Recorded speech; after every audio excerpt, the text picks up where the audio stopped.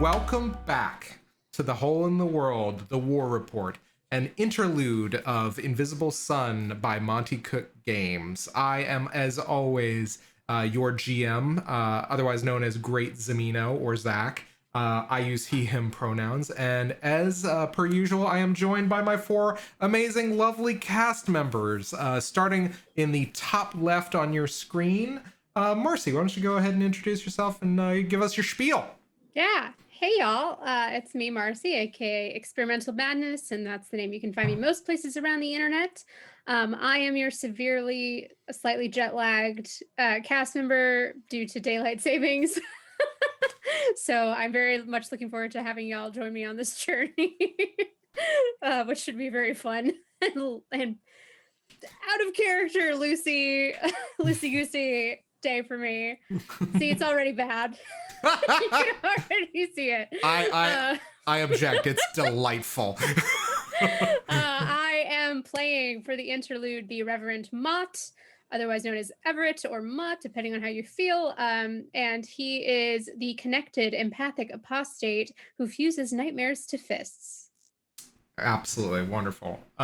Going down the overlay on the left-hand side, Bill, why don't you introduce yourself and tell us who you're playing?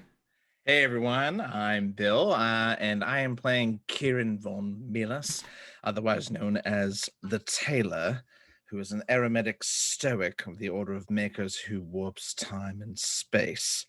And I wanted to share actually a bit from the Invisible Sun Visley portal on Facebook, because someone posted this excerpt from the shortest story. Please remember that at 2 a.m. this Sunday, the clocks will change. They will shed their faces, their cases bursting like chrysalises. Their spindly timekeeping hands will split and bend like insect legs, clawing down the wall and onto your sleeping body. And you'll lose 1 hour of sleep. That's it. That's exactly how I feel. There it is. That's all I lose? That was horrifying. How do I delete somebody else's Yep. last sentence? Yeah, that's What's it. the spell for that, Zach? Because I want to unhear that. That's the mood. So if you want that more, go to the Invisible Sun Visley portal on Facebook.com. My brain is full of time spiders. No. Now I have to make that stat block. If you need a 5th edition stat block for D&D Time Spiders, I actually have one. Oh no. Oh, now that the spotlight has alighted on you, Hopper, would you go ahead and give us your intro and who you are and who you're playing? Well, I am a professional time spider dealer. Speaking of which, would you like to buy some time spiders? No, or ticks. I have ticks too. Any sort of arachnids. Lobsters, lobsters. Just the worst. You eat them and then you forget that you ate them and then they eat you. It's very confusing. Don't worry about it.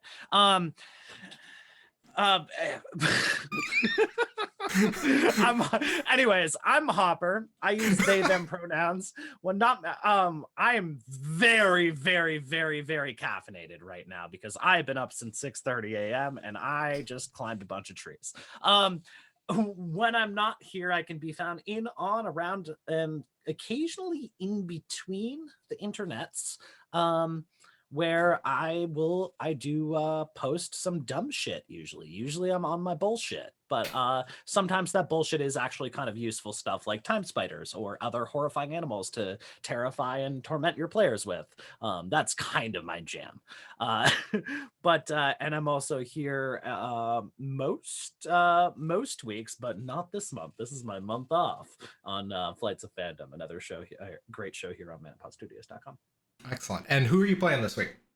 Oh yeah, what down here on the email that. To this week, I am playing Okris the Hammer, who is a fucked if I remember.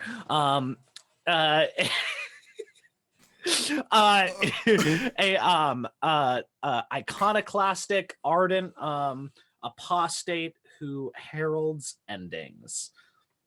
Excellent. And finally, rounding out our ragtag crew here, Marissa, why don't you go ahead and tell us about yourself and who you're playing? Hello, everyone. My name is Marissa, also known as Critical Kitten, with a variety of punctuation in various internet locales, and I am playing Magister Allegra von Hollingsworth, call sign the Rook, who is an Aromatic Stoic of the Order of the Vance, who claims dominion over ideas. Excellent. So once again, if some of you guys are not familiar with some of these forte abilities, they are unique. We've crafted a couple of new ones for the War Report especially, and hopefully sometime in the future we'll get a chance to share them with you guys once we've gotten a chance to put a little final layer of polish on them. But before I kind of wax philosophical more so about that, I think you guys are do a recap, which I'm going to go ahead and set to music. So, a lot has been happening in the world of Satyrine during the war. We are once again joined by our Visley, who are once again kind of characters who are different from our normal Interlude character, our normal PCs. You guys are basically within a magical simulation relating to our normal player characters, the events of the war through a medium called the War Report. Basically, a textual reference that has been turned into a magical simulacrum by some unknown author. So basically, what ended up happening is you guys managed to get sucked into this war report, and you have been witnessing the three operations taking place over the course of an unspecified period of time within the larger war. The first of which, Operation Unguis, just concluded. And over the course of that operation, you were able to accomplish your primary objectives as members of the Caderak, a secret ops organization within the Army of Satyrine that is currently undertaking clandestine operations to try to uproot and to otherwise foil the enemy with a capital E. Now, you guys have never really seen the enemy within the world of Satyrine, but they are on full display in the War Report, and several of you, the members of the Caderak, have seen what everybody over the course of the war saw, which is that these creatures are these kind of gold-skinned, feathered, insectile, but also avian creatures that appear through rifts in reality to appear in the middle of Satyrine. And according to all of the sources you've spoken to, they seem to be some sort of invasionary force. A lot of things transpired. You guys went to Zeros to once again reunite with your the generals for whom you are kind of completing work. You are also managed to acquire an asset from the battlefield, which was a downed piece of ordnance, which our normal player characters recognize as a hate cyst, much larger and much stronger than what you have encountered previously. But it seemed that members of the Caderak were prepared for it. In your aftermath and debrief, it was revealed to each of you that you would be taking on the responsibility of leading a troop of probably no more than 25 units for each of you as you begin to take on leadership positions within the Army of Satyrine. So that being said, the last moment that we ended on was when it seemed like the Pathwalker General, Shaya Kazan, who herself is a powerful Goetic and who is a close friend of the irreverent Mott, managed to open the path, as it were, opening kind of a door through the Path of Suns, and out from this doorway ascended an enemy which appeared to be different from the others and somehow considered a friend. So it is on this note that as all of you in this kind of simulation are, or this kind of simulacrum are watching, the scene begins to grow more and more ephemeral and begins to shift into what appears to be a small waiting room. and all of you find yourselves in your normal kind of perspectives. Maurice, Gavriel, Kyrrie, and Twigg, all seated in chairs, while the voice of some disembodied entity relates to you the following. Please wait while the simulacrum recreates the events of Operation Lowl, to be commencing shortly. What do all of you do? Twig Quickly throws up. run. I was going to make a dumb joke about I quickly use this opportunity to run through the loading screen. Yeah, I think it's very That's yeah. not what's really happening. But Wait, Gameplay hints are scrolling across. yeah, exactly. wait, you guys run? You don't just swing wildly at the air? Oh, I do both. Yeah, you guys are kind of faced with each other in spite of all this craziness. Oh, I wasn't joking. Twig throws up. Yeah. Oh, yeah. Absolutely. Yeah, the very first thing you guys see is Twig retching. Can I think- Maurice move? He wants to. Yeah. He wants to go over to try and comfort Twig, clean him up, pick him up. Is he able to do that in this space? I will say this. As you guys take a look around, there's no perception roll necessary here. You guys realize that you are in this kind of drawing room, kind of without walls. There is kind of like this ephemeral, like if you were to think of in kind of game terms while we're residing here, if any of you have played Chrono Trigger, it's kind of like the time past time. Basically, you are kind of in this kind of like room in empty space. There's kind of like this sepia mist, and there's kind of like this sepia light that suffuses everything in your vicinity. And there is a very large, ornate, circular carpet on which all of you are kind of standing or seating or retching, as the case may be. And scattered throughout the carpet are some very fine furnishings and chaise lounges, as well as kind of footrests. And it's off one of these that Twig is kind of doubled over. Does that answer your question?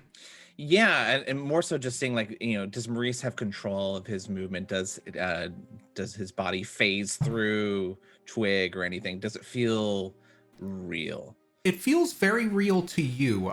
You are kind of comforting Twig, and your hands make contact with them. But the one thing that you do notice is as Twig retches ink, it seems to dissolve as it leaves their mouth and kind of touches the carpet. So Maurice is kind of like kneeling next to Twig and looks to Kyrrie and Gav and says, maybe being inside a book isn't the best for them. I think Kyrrie casts you a withering look, Twig.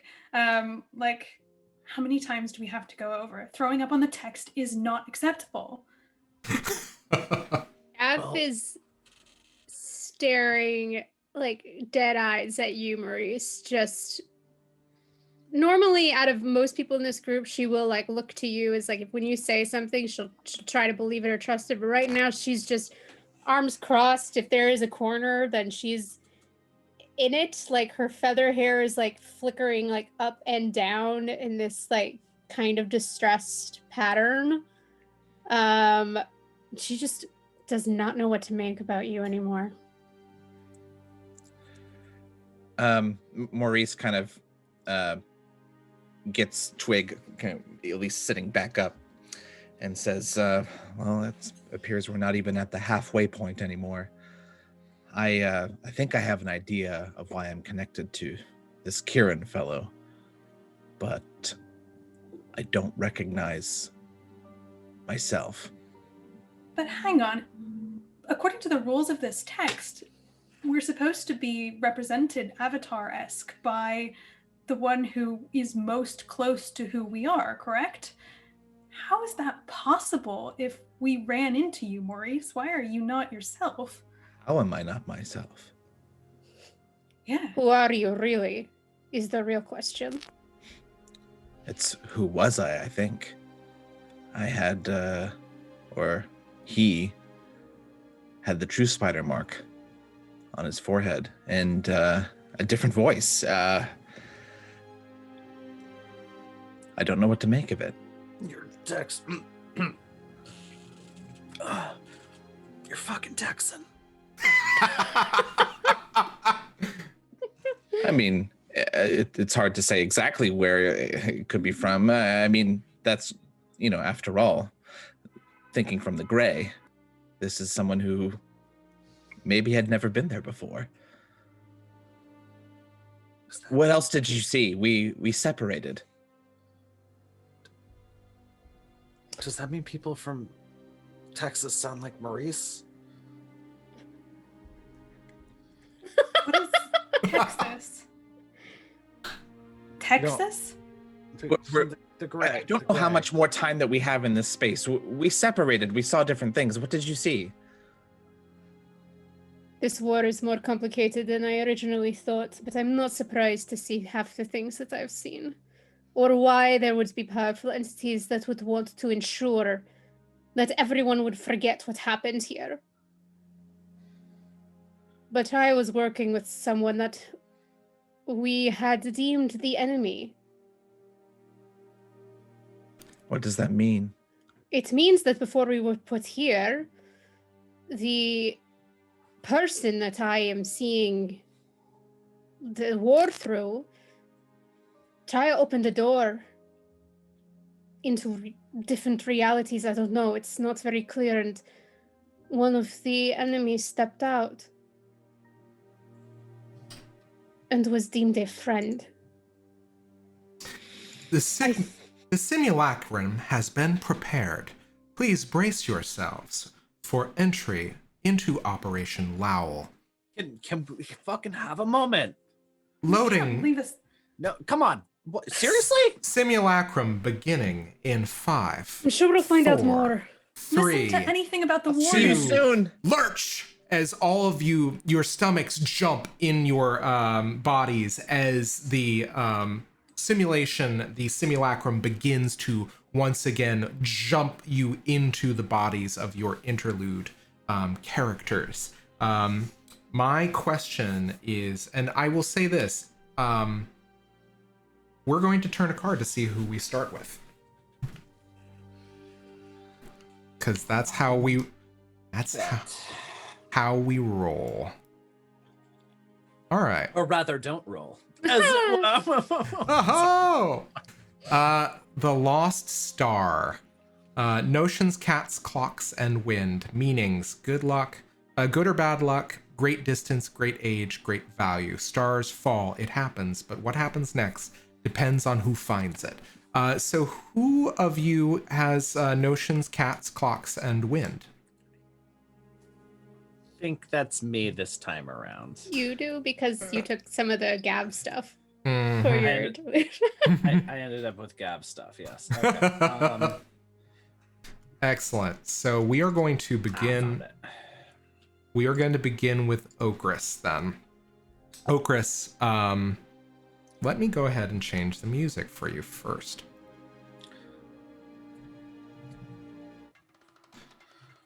Okris, the war has not been going well. It seems that no matter how many endings you introduce into this world, no matter how hard you hit the enemy, it seems that their numbers keep on growing.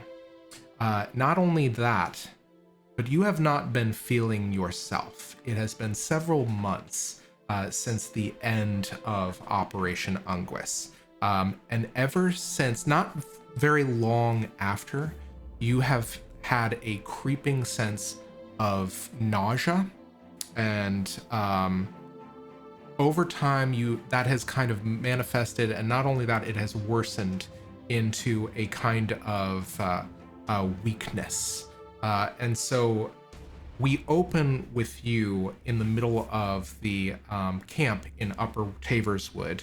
I think similar to how we opened the episode, you are retching into a kind of either a latrine or some kind of wastebasket close to your quarters. What does it look like when Okris is sick? I'm so glad you asked. So due to certain secrets and interesting things, I vomit lightning. Ooh. Yeah, excellent. I love this. Okay, so as you are vomiting lightning, there is just this crackle of, I think in this case it's ball lightning, essentially. Yeah, it has to be ball lightning. It has to be. It's projectile lightning. You are firing it into this trash can. And not only that, mechanically, you are afflicted with a scourge in one of your physicality pools. Which one is it? Probably. I'm gonna go ahead and say, let's see here. That's gonna be, I think physicality. Absolutely. Yeah, you I think that it's almost like as you're kind of like as you finish being sick, it's almost like every day takes a little something more out of you, and it's kind of culminated in this kind of scourge. What do you think? I will tell you this. Is there anything that Okris wants to know about the months that have interceded between these after this operation? What? Yeah, I think Okris wants to know what the actual lines of battle are. The line? Where is the battle being fought, and where are the borders, the perimeters, the dividing lines? Okay, I am going to turn a card, just because I want to see how bad this can get. That's a really fucked up way to presume. Actually, I drew Revolutionary, the Sovereign of Secrets, Ravens, Books, and Flame.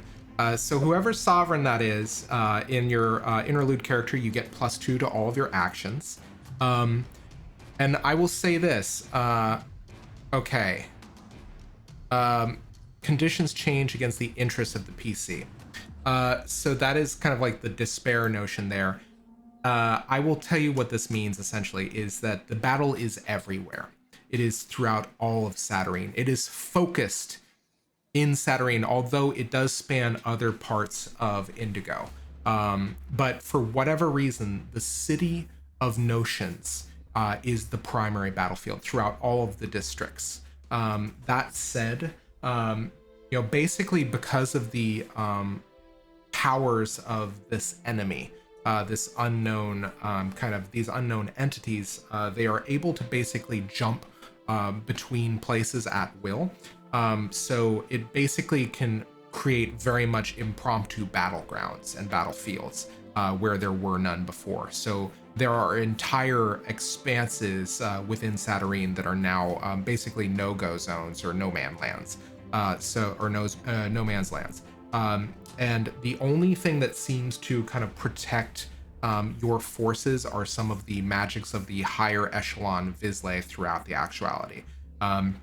There are, for instance, for a fact that the capital, I believe the Marquis Quarter is pretty much completely untouched because of the machinations of several powerful Vizsla orders working in tandem to protect the Council of Satyrine. You also know that there are, there are just hundreds of thousands of casualties at this point. Would you say that kind of covers the breadth of your question? Yep. Everything's a mess all the time. Oh, fucking well. Yeah. And that's the thing, is it's really strange to you, as you are kind of being sick in this tent, is that for all intents and purposes, the status quo is just continually rewriting itself. people are ending, things are changing all of the time, and yet you are getting sicker. Has this ever happened before Never. to me? Never. You have been, don't get me wrong, you have been killed. You have also been enervated or basically kind of stopped by magical effects. This is like a wasting disease. You have never been this sick. Not in all of that time. Not in all of that time. Nothing like this. Fucking hate that. All right. So as you kind of are growing sick, there is kind of a knock on one of the poles of your tent, or at least you're kind of part of that HQ. Can you describe for me one of the lieutenants, or the one that you trust most under your command? Yeah. They're a very odd kind of amalgamation of what appears to be literal junk. Love it. Okay. Forming a body. It just seems to like it seems, and I think that they pick up bits here and there and lose bits here and there. Mm-hmm. Like, so there's some sort of weird recycling thing going on. They're about 4 feet tall. And I'm gonna roll a dice because I should have done this before. His name is Root. Root? Okay. Root has knocked on your door. There are just kind of some, I think, banana peels in the palm of its hand, and there are these kind of miscellaneous detritus kind of scraps of tin making up its fingers. And you just hear him say to you, boss, they want you at the war table. When? I'm guessing, as soon as possible, especially with that tone from Naharin. Fine. All right, well, men are getting antsy for action, so, give us something to hit, right?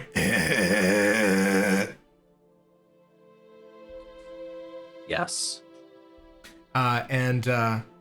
Yeah, I think probably there's not a lot of formality in your unit, and it just kind of walks off, not waiting to be dismissed.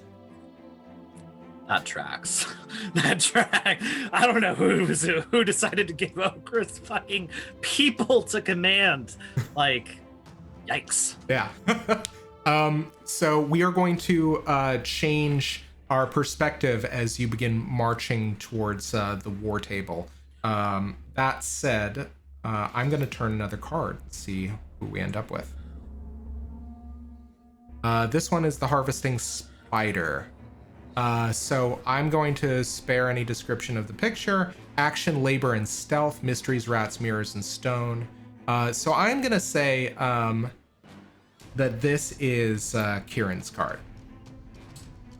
Kieran, what questions do you need answered, or what scenes do you need to have to kind of make up the interceding time between the end of the previous operation and this moment? So following up with his kind of telepathic interaction with young Maurice, he wants to make contact, and what he'll do is go to off on his own to the spot in Upper Taverswood where his shop and home used to be, and kind of step through a puddle and appear at one a dead drop location that he used to use very often. Excellent. As you go to this dead drop, I think what is the substance of the message that you receive? I imagine at this point you've probably had several exchanges. At this point, your contact, the heir, has been writing down kind of these very kind of spare instructions, basically always saying more to come. I think that the last message, almost as if to anticipate your need as you open the dead drop. There is that note waiting for you. It is in a fine calligraphic hand that kind of has almost these little notes of kind of like connecting lines, almost like spider webs. And as you read the note, it says, expecting a large tandem operation soon. New things coming to light. We should meet. And there is an address.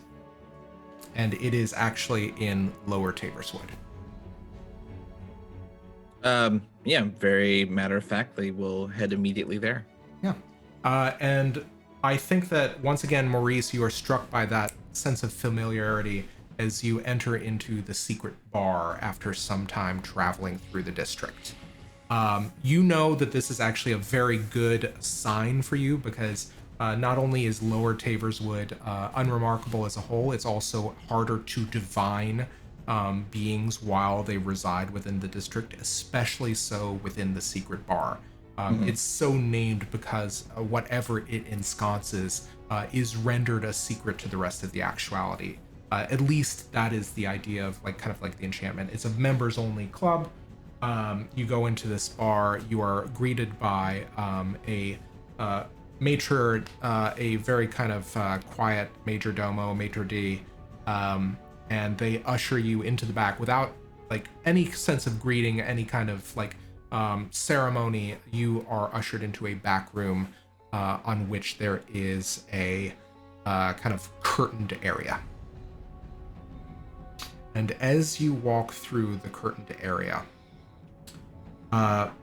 you hear a heavy breathing, a panting.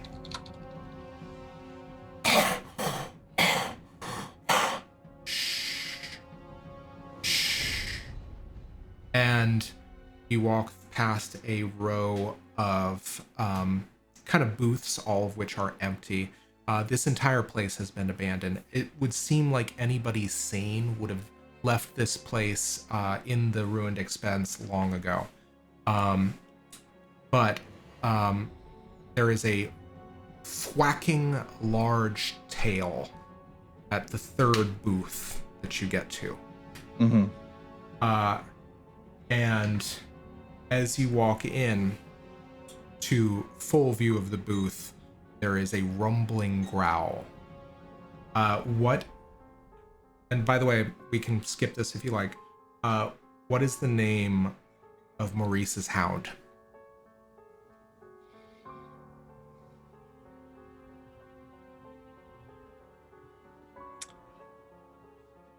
Maurice's hound is named Legend. Excellent. Legend. Quiet. It's okay. And I want you to describe Legend for me because it would be incredible. It's incredible that Legend is able to fit in this booth. It is exceedingly large hound, more akin to a lion. What does Legend look like? Very mastiffy, very Great Dane, night black, and has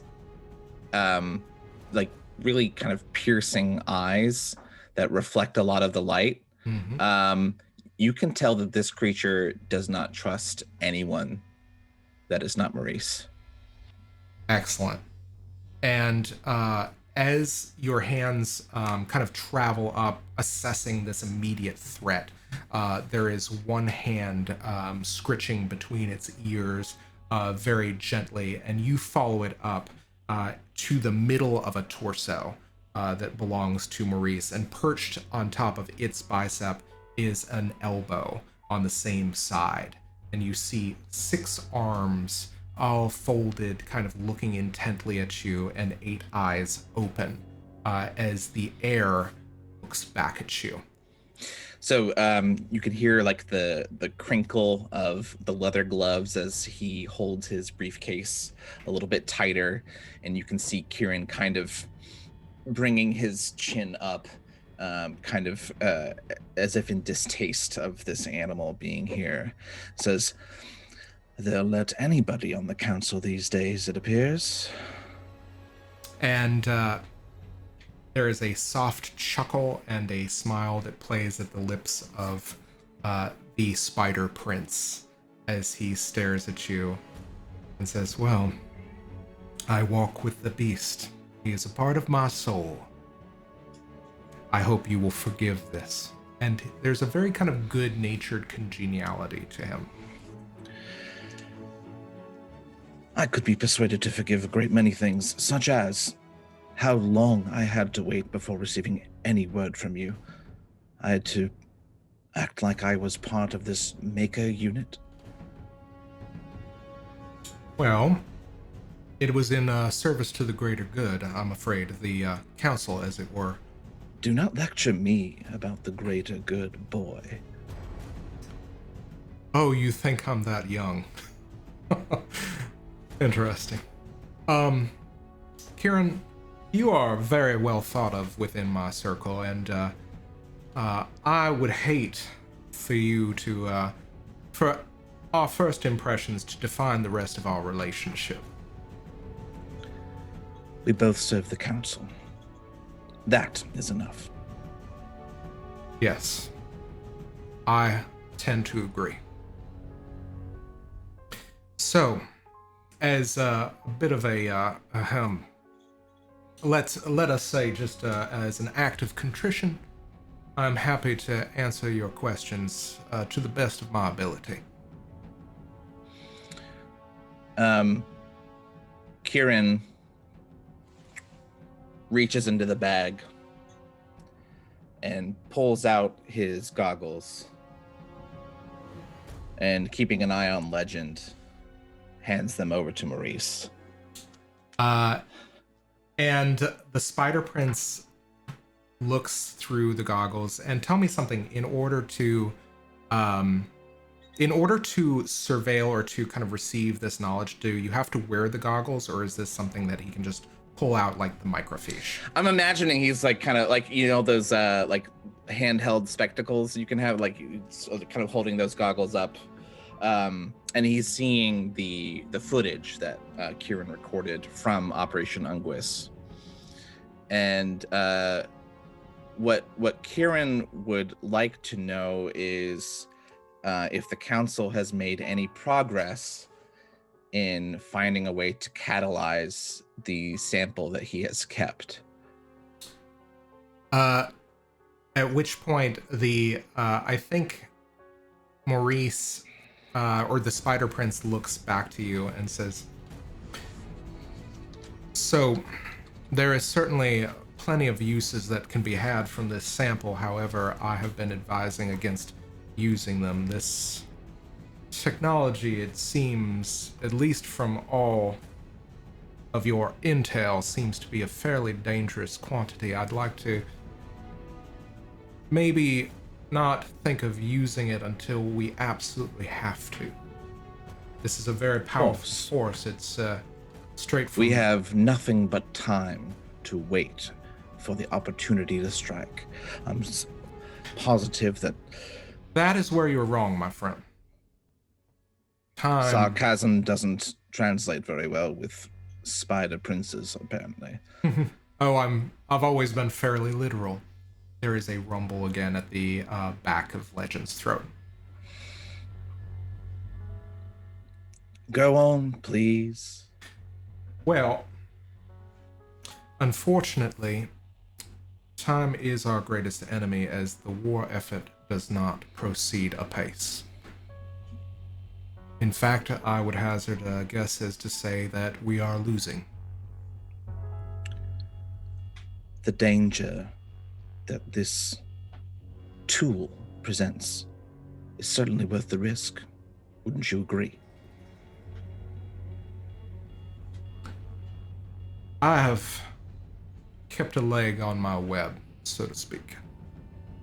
I've asked my brothers and sisters in the dark side of the Silver Sun what they anticipate, what is coming to meet us, what sort of enemy we face.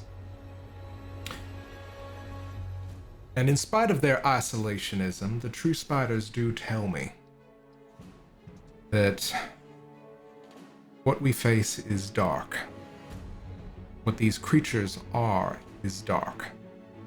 And there is a power I have feared might be a part of this, but I still need confirmation. And at this point, Kieran is ready to both share information and ask Maurice in kind about what he's been able to see with his third eye. Okay, so I am going to make a card draw here. And we are going to see basically if anything happened to the eye. Ooh, okay. Uh-oh. The Vizier, the nemesis of notions, cats, clocks, and wind.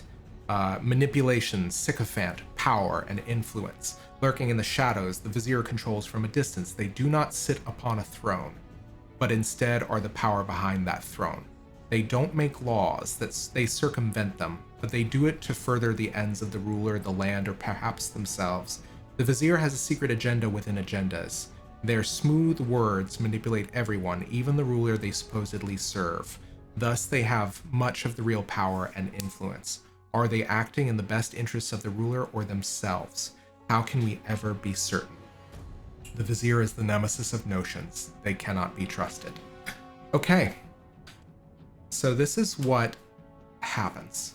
I would like you to make me a perception roll to basically kind of recall what happens over the course of kind of like when you had the eye in the half world. Cool. I'll spend a Benny. I will say this: if you would like to use magic, you may perceive additional things that you just need to kind of give me, like, so you would have to spend an enhancement. I will do this. I will spend I'll use my forte ability, Time to Ponder. I mentally step outside of time. I can look 360 degrees around from where I am. I can think about whatever I want and rest my mind. So this is Kieran taking special opportunity to, outside of time, focus on this eye. Okay.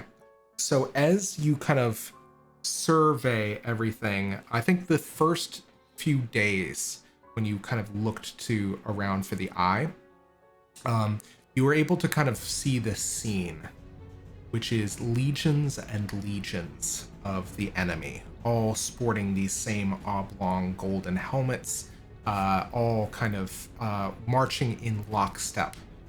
They all seem to move through these rifts, and as you are kind of surveying things, I think that at a distance, you see something that, by virtue of its contrast, you cannot help but see, which is that there are robed figures and besuited figures and like human-esque mortal seemingly figures moving amidst the crowd of these enemy as they kind of seem to be issuing orders. A lot of these people, remind me, what did you roll total? Oh, I haven't rolled anything yet. Okay. Yeah, you've done a step outside. I spent some magic. I mean, like, that's not really directly related. How do you want to have that affect the roll? So, no, I will tell you this. This is what you're able to do with that. You are using magic in order to use perception. So I'm going to let you add another die to your perception roll. And then I'll spend a Bene. Okay. Yeah, absolutely. What's my target? Your target, it's going to vary, but you're probably going to need to hit a 10 just to get a lot of info. So that's a 7 and a 3 on the magic die. Okay, so 7 and a 3, so 8 and 4 total? Yes. Okay.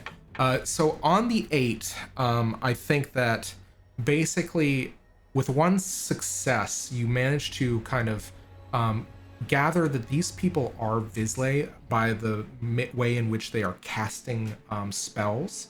I will say with an 8, you are able to see, I think, a couple of these enemy that seem to be standing away from the rest of the pack. They get beckoned by one of these casting Visley, and one of them almost kind of curiously moving forward while staying away from these legions, kind of forming lines.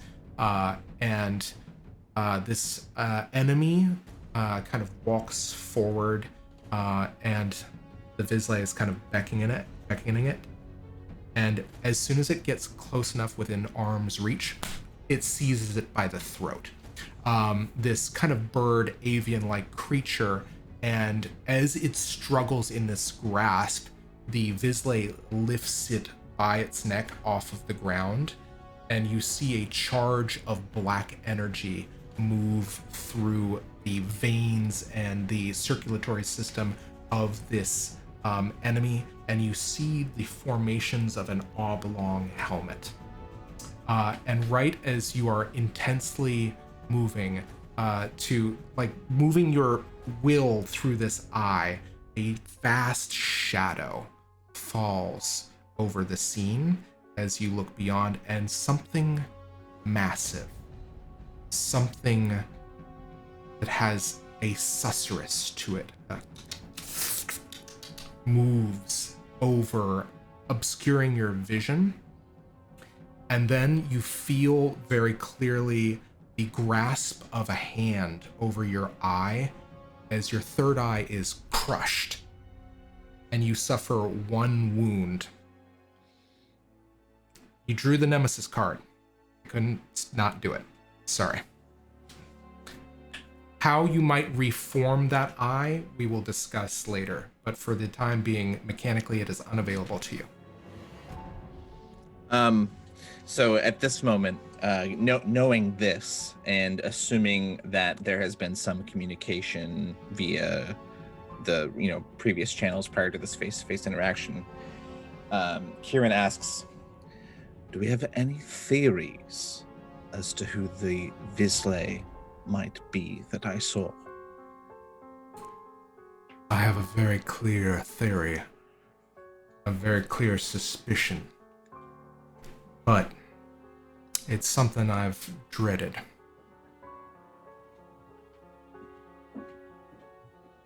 And I would like you to make an interaction roll with Maurice. I think that this is a difficulty 8. Spending the Banny. That's a 1 for a total of 2. And he looks at you. He considers that this organization is something really a matter of tall tales within Visley, within our circles. It's one called the Vesper Team.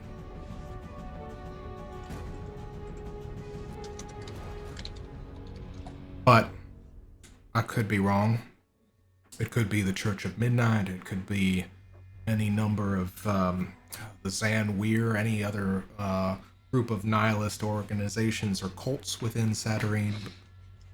But as it stands, I believe that this is my best suspicion to work off of. Remind me again the name of my Maker General. Your Maker General is Ordo Rem. Rem. The last thing Kieran says is, I have a number of subordinates now.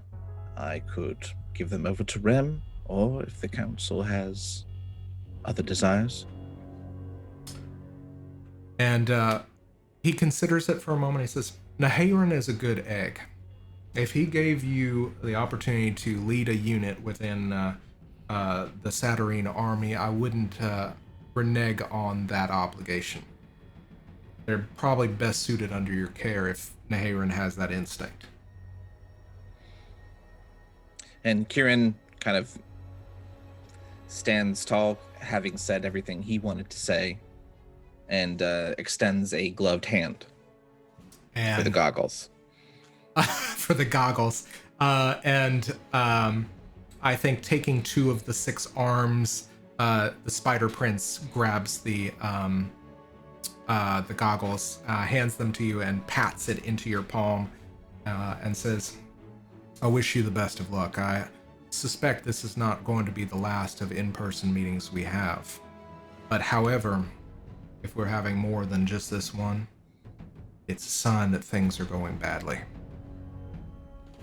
And wordlessly, Kieran uses his cantrip to accoutrement and gets his black head wrap, just wraps all around his face, and he puts the goggles on and turns and leaves. "May the invisible sun shine on you, Mr. Van Melis." Yes, yes, yes. And we're going to cut from that scene. And I am going to draw another card.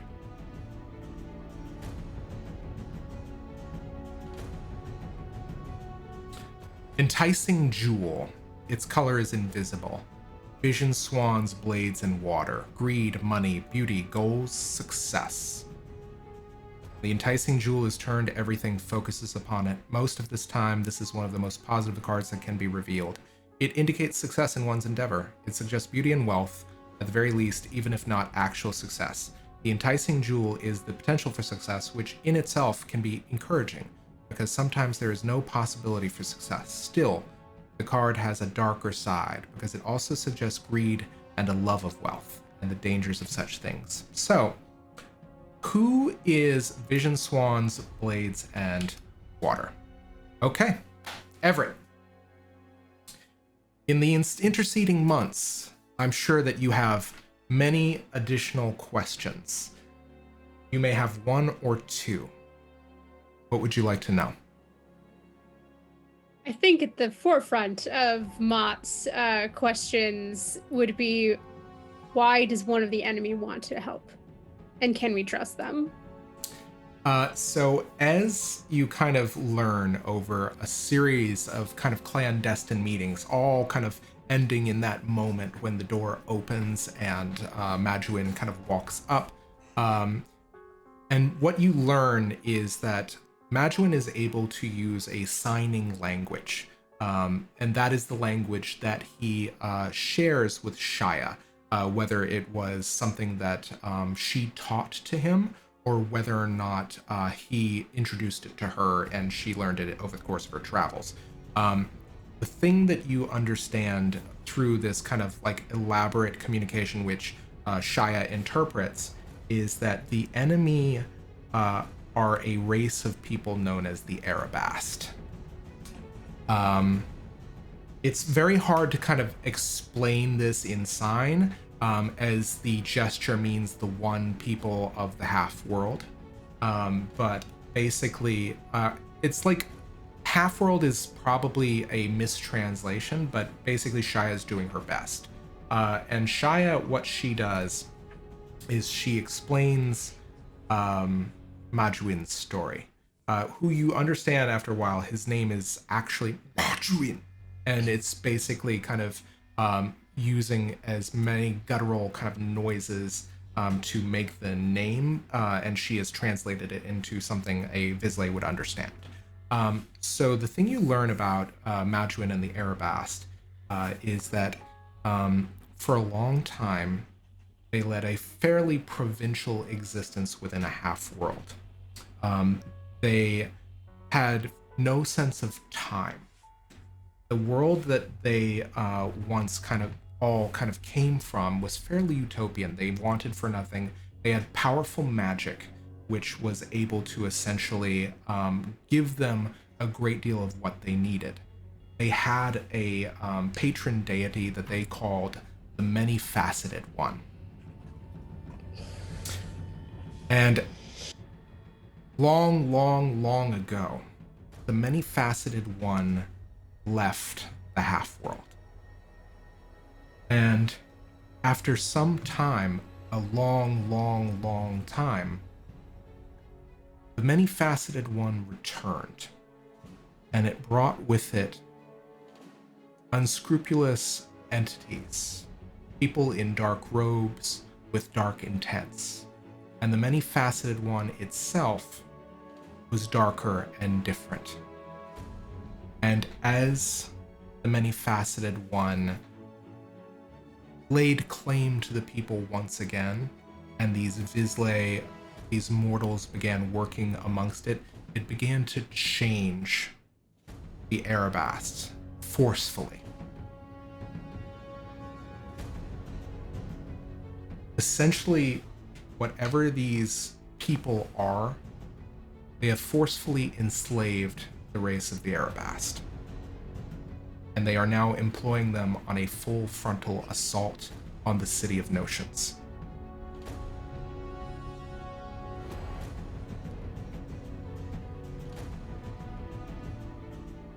I'm gonna take a guess that Mott, having worked with Chaya for a while up until this point, when Madrawin is not around, is definitely going to ask, you don't think that this many-faceted one's the same one that used to be there? God, you don't buy that, right? And Shia just looks at you and is perplexed. I think, actually, I'm going to turn a card and see how she feels.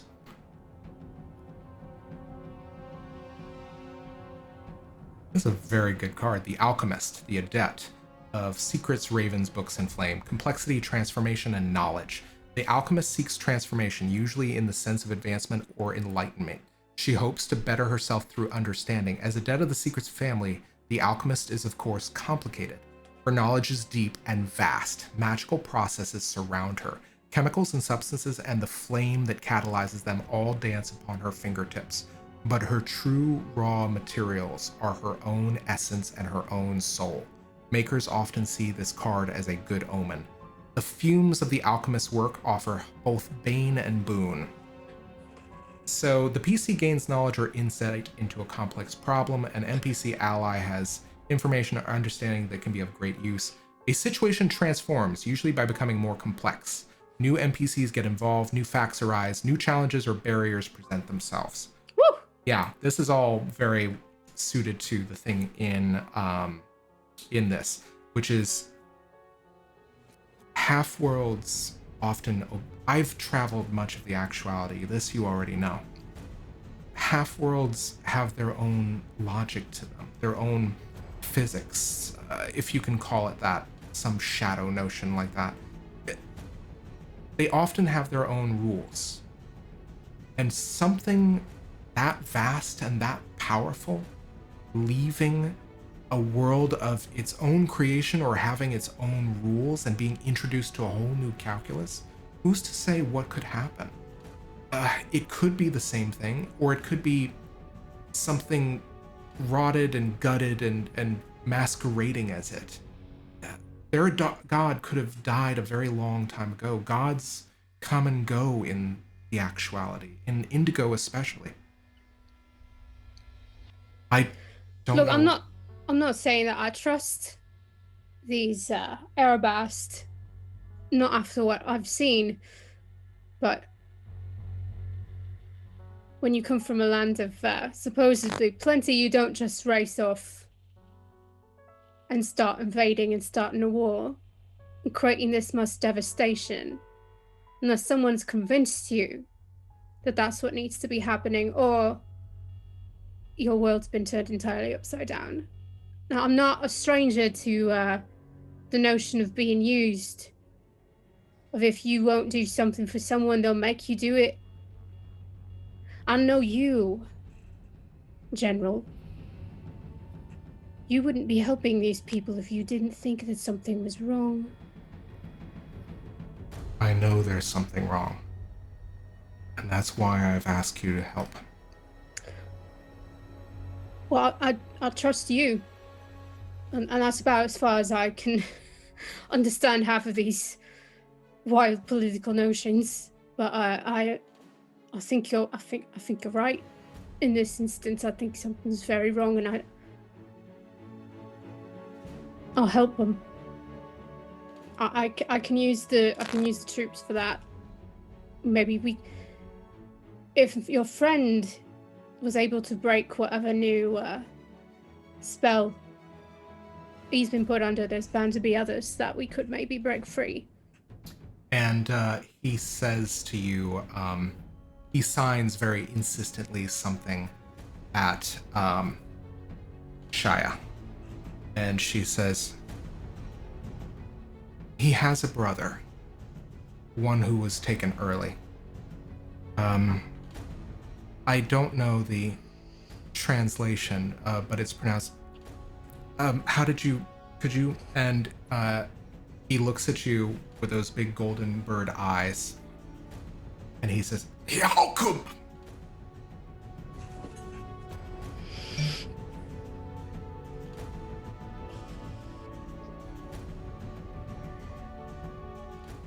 Yep, got that. Thank you. And we are going to, unless there are any other questions that you have, we're going to cut from this scene. Just Gavriel, now it's her turn to just violently become ill in whatever blue screen she is in. Absolutely. Okay. So, it's so sweet when it's somebody else's turn. So we are going to cut away from this kind of fact-finding interlude here, and Allegra, it's been several months since your last operation. What have you been getting up to? What have you been trying to find out?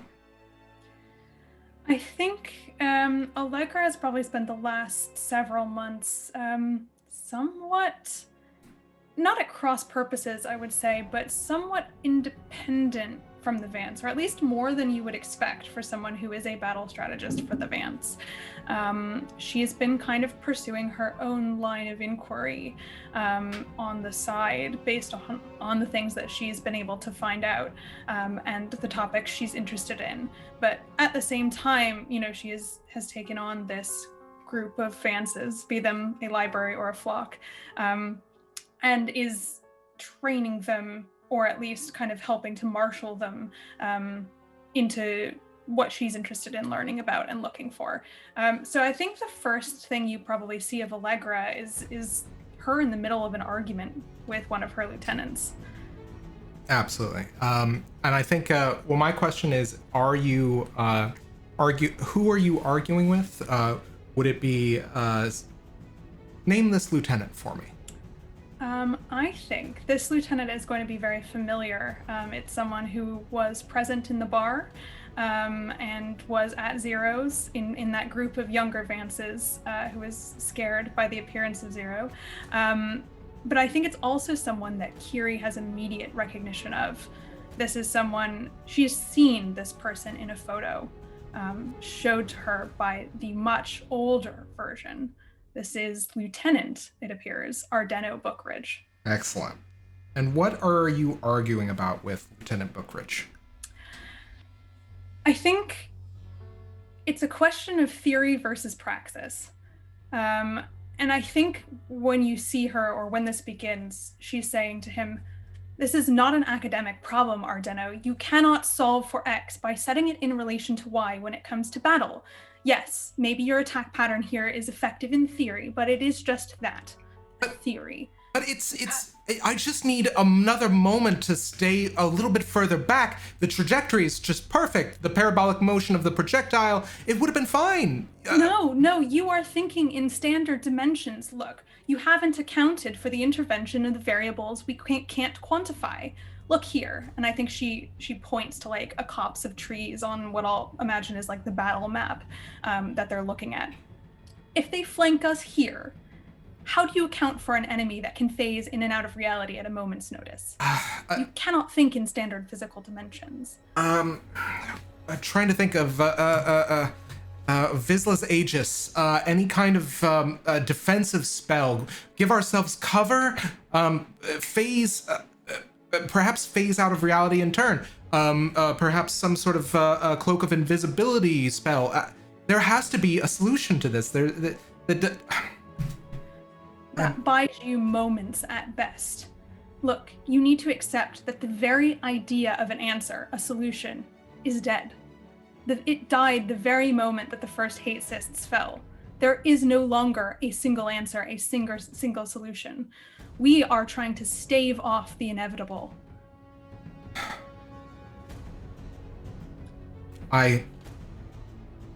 Yes, ma'am, I understand. I will endeavor to do better. What can I do to be better? I think Allegra has somewhat of a reflexive moment. Look, Ardeno, I understand. I don't mean to be harsh with you, but the stakes here are very high. And it's not a matter of just running calculations correctly. You have to be able to not only map out your actions in advance, you have to be able to iterate when they happen on the battlefield. And it is something I'm trying to prepare you for. But I don't know that you can be prepared until it happens to you. Does that make sense? I think so. And there's a very real kind of timidity and fear in his reply.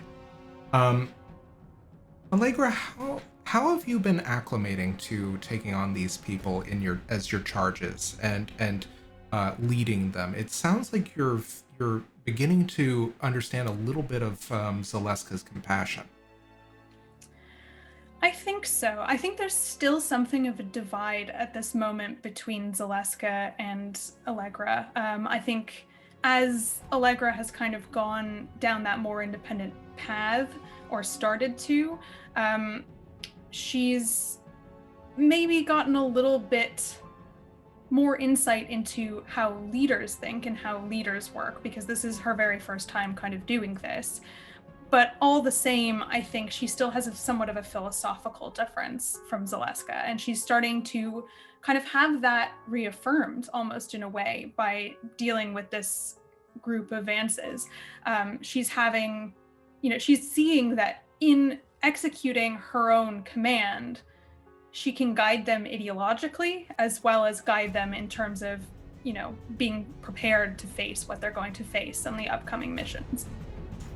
Yeah, absolutely. And I think that what happens then is, I think there is a moment when you see exactly that fear, that timidity, and kind of like how best to kind of move forward, how best to prepare Ardeno for the eventuality that combat is very real and very necessary.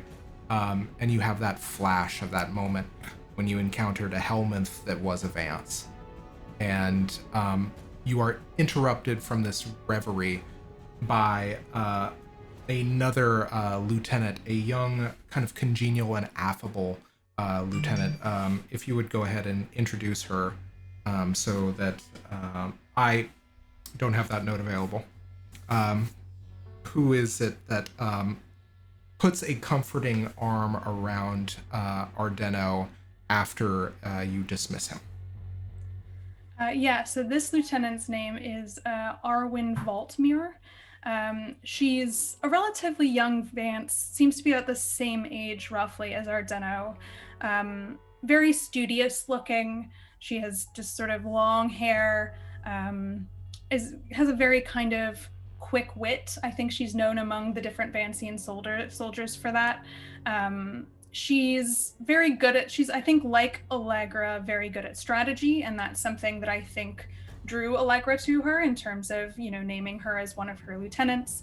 But I think unlike Allegra, she's definitely more of the conventional Vance that we're used to seeing. Someone who's a little bit more like Kyrrie almost, very interested in book learning, in, finding out, what's the latest research on this. She prides herself on getting, peer-reviewed publications published, and is much more interested in sort of the ethnography and history of not only this conflict, but elements about why it's happening. And so I think that kind of sets her apart a little bit. But as Arwen comes into the room, I think you might notice Ardeno just sort of visibly relax a little bit. Excellent. And I think the interesting thing to you is is that she is putting a comforting arm around Ardeno, but in essence, she, after a couple of moments, remembers herself and then addresses you and says, Magister von Hollingsworth, you are wanted in the by the war table. The generals have requested your presence. Oh, thank you, Arwen. That's very lovely of you to alert me. And she kind of awaits for you to dismiss her, unless there's anything else. Oh, you want me to... Okay, yes, dismissed.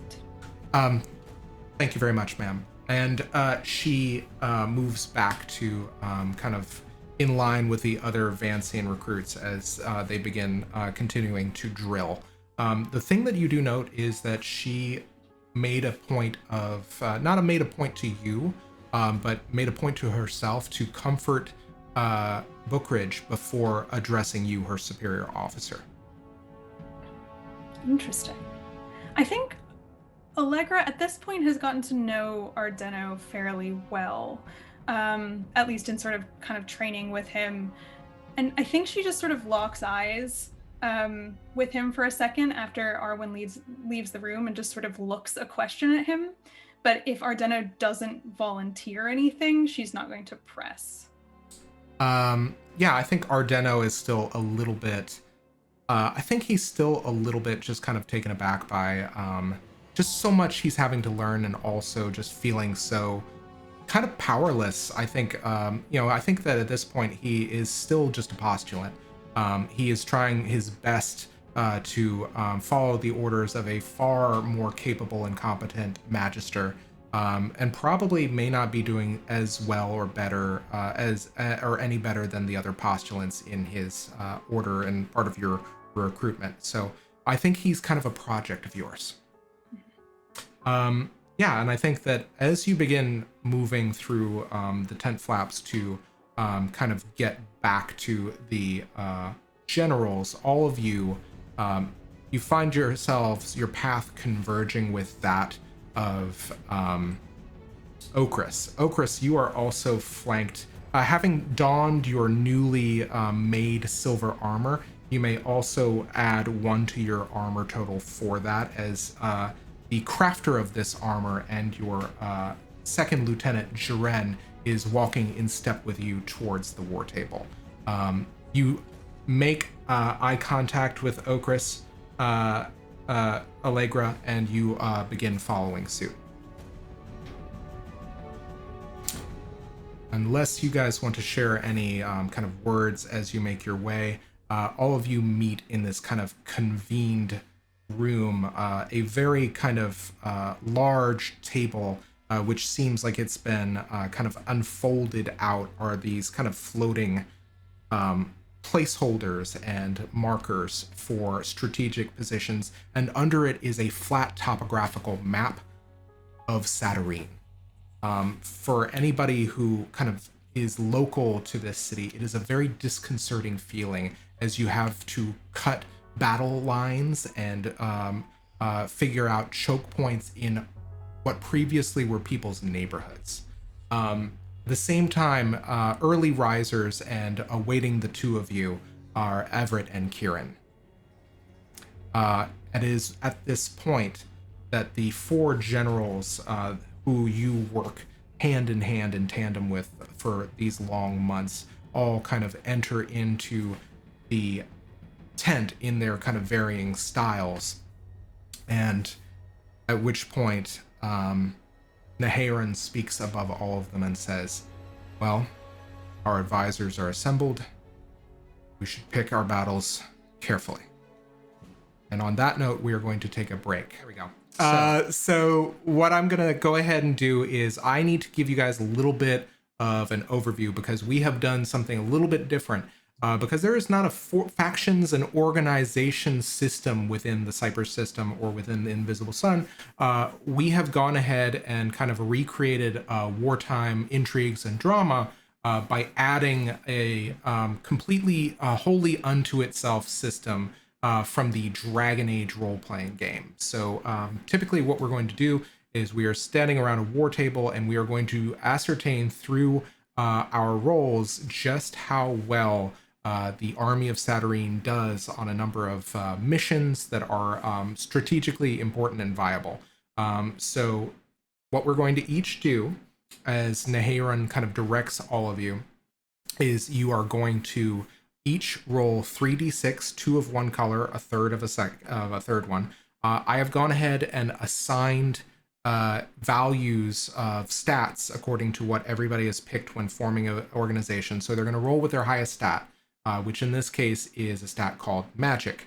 There's typically wealth, might, lore, magic, and intrigue and influence. So their highest stat is magic. Makes sense because they're all Visley. So what we're going to do is I would like to go ahead and start in the normal order of our introduction. I'm going to go ahead and cue some music.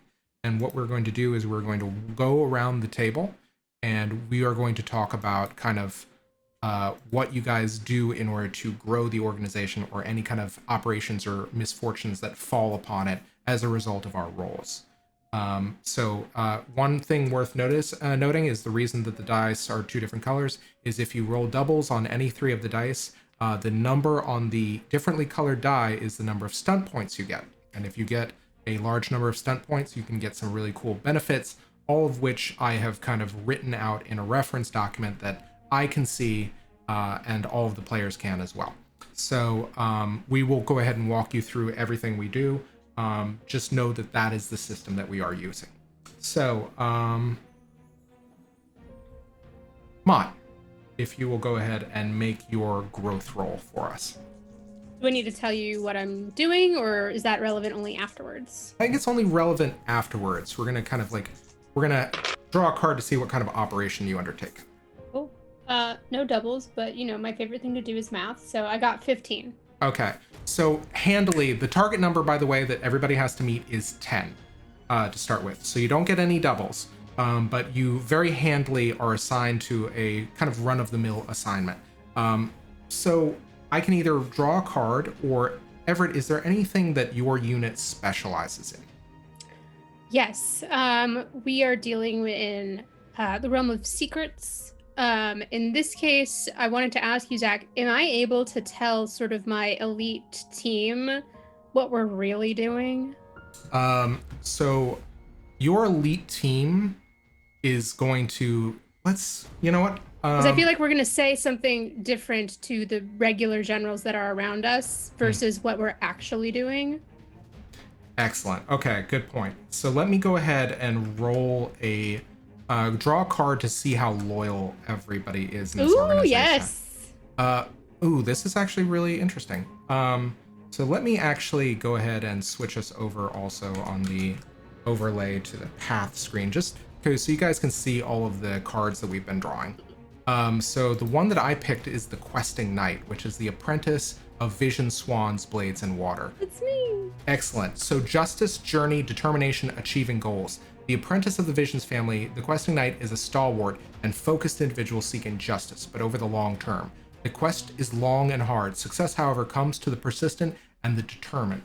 I am going to say that these are, because this is your suit and because of the context of that figure, and let me read the kind of like the tagline here. Nothing stops the knight and their consecrated steed. No journey too long, no quest too difficult keeps them from their goal. This is suggesting a need for success, and I think that results in a loyalty. I think. Oh yeah, we got some ride or dies over here. Yeah, ride or die pathwalkers. I think Adira and Shahan. If they didn't get you on, if they didn't get everybody on board before, they're on board now. So these people are incredibly loyal to you. What do you want them to accomplish? So what we tell Naharon and everyone else is that we are trying to uncover secrets that might pertain to the patterns of the enemy, trying to understand their motives and behavior, because they seemingly pop up at random in different portals, but what we're actually going to be doing is using that as an excuse to try to get closer to the Erebast, to even potentially try to research and come up with ways to free them from whatever control this pseudo many-faceted god might have on them, or whoever else is manipulating them into attacking.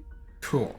So you rolled really well, and you didn't necessarily stunt, but so what I am going to do instead is I'm going to mark a clock, okay? Yes. Okay. Give me them clocks. Give me them clocks. I'm gonna say this is. Let me see. You We're beat just crossing all the streams. You beat the target number by 5. So I am going to go ahead and make a. This is going to be finding out a best way. I'm going to say this is a 16 clock, and you're going to mark 6 slices. Okay? I feel like that's fair. So I'm just going to mark this down because that's a lot of slices. Freeing Erebast. Yeah, freeing Erebast. Okay. Would it be? I'm trying to think of the plural. Erebasti, Erebastim. I think it's just Erebast. Okay. Cool. So the next thing that is going to happen, going down the list, Kieran, make me your growth roll. Okie dokie. Let's do this. No doubles. Okay. Total of exactly 10. Okay. So you do not break the threshold by a lot, but you do succeed on your target number. What operation is Kieran undertaking with his makers? We are going through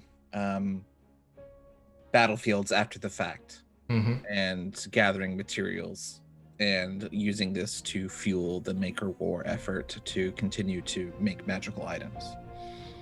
Okay. So that is great.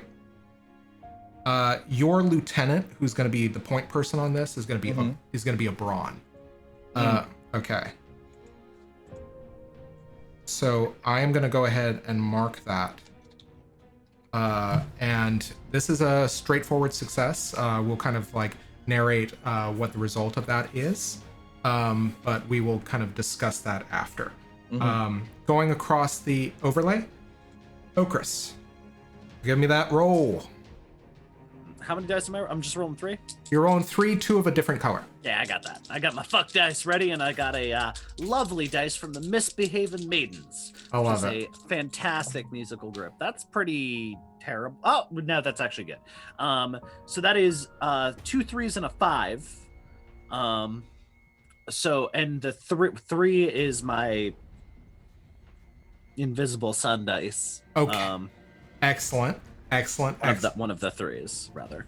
Okay, so you get to choose from organizational growth stunts. Go ahead and take a look at that table. We have them listed by point total out from 1 to 6 with multiple choices. And Bold of you to presume that I would be prepared. Okris is going to choose how this grows the organization. Okay. And I can narrate any stuff you want. I'm pulling up the stunt table now. For some reason, I'm a bad person. Where did that go? I could swear I had it open. Can somebody? Yeah, I got you. Yeah, go ahead and put it in the chat, guys. Hello, everybody. I'm Bloop. not very good at this. Bloop, thank you. Great. I have like 40 Chrome tabs open, which doesn't help. For reasons. Definitely not bad reasons. All right. It's in this. It is in this. Okay, I'm just an idiot.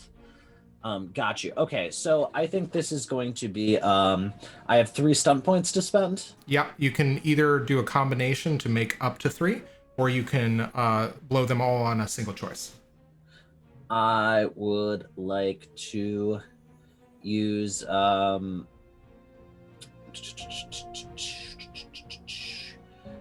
no, that's all 1+. No, I'd like to hire. I'd like the new hire. Okay. Because I think it works really well with the idea of what I have for my little unit. Excellent. A skilled or influential NPC joins the organization, reducing the stunt point cost of 1 plot or growth stunt by 1 stunt point. Should the individual be killed or removed, this bonus is lost. So, okay, in that case, who is it that you hire? What kind of entity is it? So, this is somebody who we literally we save off a battlefield. Okay. This is, and I'm gonna say this is probably a weaver. Okay. And let's roll some random bullshit.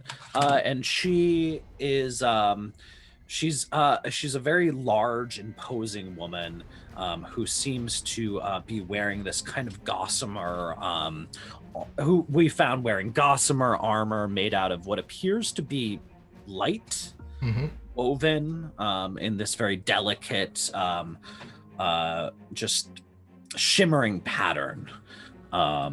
Just gently billowing out around her, and she's super dope. And I don't have a name yet. I've been hedging and pausing and doing all the stuff I can do. But guess who is shit at thinking up names? We can also put it to chat, or I can take it on. What do you guys think? She's just gonna end up being named after a tree if you guys leave me to my own devices. Let's see if chat has something. There's a couple folks in here. We got a lag and a fucking half.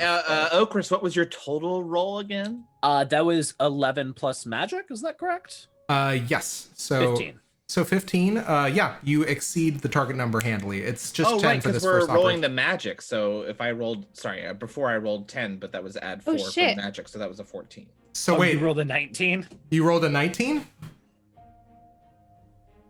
I also forgot to add the magic. Mm-hmm. So what I am... Okay, so you now... I guess I'm not the only one I'm prepared. I was so excited that I literally rolled like a 6, a 4, and a 5. And I was like, oh, that's good. Okay, so... And then my brain stopped. So perfect, what I'm going to do then is I am going to mark that as 9 segments on a 16 clock. 9 segments instead. Okay, great. Cool. The next thing I'm going to say is, okay, Okris, we haven't gotten a name from chat, so what I'm going to do is we're just going to say that we'll kind of address this towards the end. Okay? What if her name is Ethereal? Yeah. What now? What if her name is Ethereal? You found her wearing light and gossamer armor woven from light. Yeah. Ethereal. That's what it is. I do this for my day job. It's like I do this every day. See, names are the one thing I have such a hard time with. We need a new character. Oh, we're introducing a new character in this scene. What are we gonna do? Red, drop in another name. Here we go. Yeah, Ethereal. I can do all the other bullshit. I can go on. I can tell you her backstory, her history, her fucking family, except their names. Yeah, I was gonna say, what's her family names? Bob? I don't know. Ethereal Bob. Ethereal Bob. Yeah, Ethereal Bob. That's what it is. But I think it's gonna be like B-A-W-B. Bob. Ethereal Bob. Oh God! The worst thing was I just had the name Ethereal Bobble. Anyway, so like B-A-U-B-L-E. Yeah, B-A-U-B-L-E. Yeah. B-A-W-B-L-E. If you wanted to go the goetic way of, like the end of Beelzebub, like Bub, like could be a connection to demons and angels. Yeah, true. You know, Paradise Lost. Speaking of demons and angels, Okris, what were you doing? Because we just gave you a new hire stunt. What was your actual mission? So it's funny that you should mention that. Actually, kind of a little bit of column A, a little bit of column B. Okris is in charge of a group that has become a group of soldiers that has become kind of commonly known as the Last Gasp. And they are emergency reinforcement shock troops. They show up where the line is failing. Excellent. And so a lot of what they do is pulling out failed operations, failed defenses, failed offenses, and salvaging what they can. So they end up, the group is not the same as when it started, with a few exceptions. It is almost exclusively composed of people that have been rescued and have come from other units that were nearly completely destroyed. So basically it's like, well, everybody died. Guess you're going with them. And it's a little bit it's definitely this energy. It's a very intense energy of like somebody has to do this job and fuck it, we're all gonna die. But you know what? Fuck them. Fuck this. We're gonna make this happen, and we're gonna make this work. And there's a very hotshot fighter pilot kind of vibe. Everybody is kind of already knows that this is that they've already lived their 9 lives. So it is a grim but kind of freeing in a lot of ways. Process of joining the last gasp. So, in order to kind of ascertain what aggregates she might bring to the table, I drew a card. That card is the Lucky Coin, which is powering silver and weakening gold. It's good fortune, wealth, freedom, unexpected luck, and unstructured.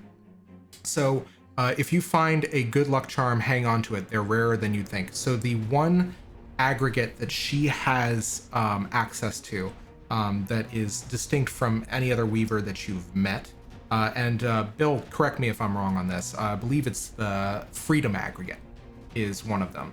Yeah.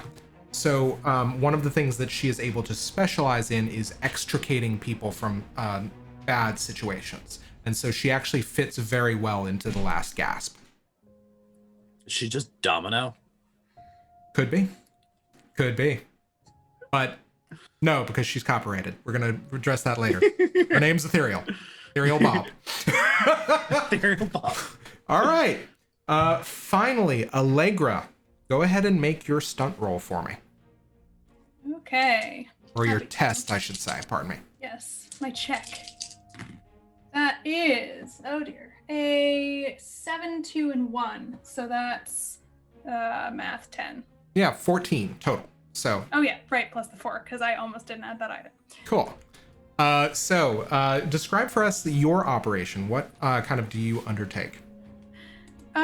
So I'm the nerd that does the simulation within the simulation. So these Vances, I think, build a battle simulator in the lab at the Vancean University.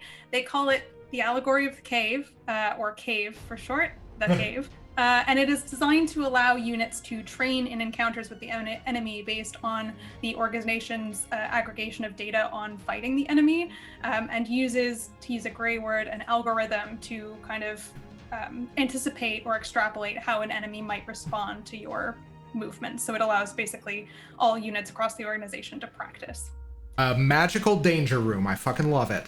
Okay, so let's go ahead and say we're going to put a clock there to develop it. I'm going to say this is a less complicated truth that you're trying to find out. So I'm going to make it an 8 clock. Okay.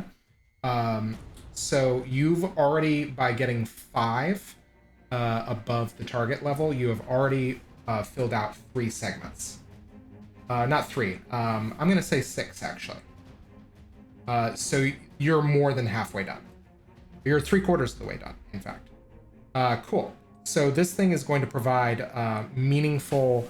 I think that if you kind of figure this out, you are going to end up basically increasing the rating of the military. So either that, or I will allow you to choose another benefit from the stunt table. That's what I'm kind of gonna decide that means. So we'll see if that kind of like fits anything, or if that feels appropriate. So you've undertaken that, you've done the operation, you've gotten your Vances working on this asset, and after, I think that all of this kind of occurs over the course of a several kind of hectic weeks. And there's 2 things that you notice. There's 2 things that happen for each of you. One is that Kieran, you begin, as you scour the battlefields for additional materials, and I'm going to say that with a success, you're going to get an ephemera item. I'm just going to pick it later after the stream.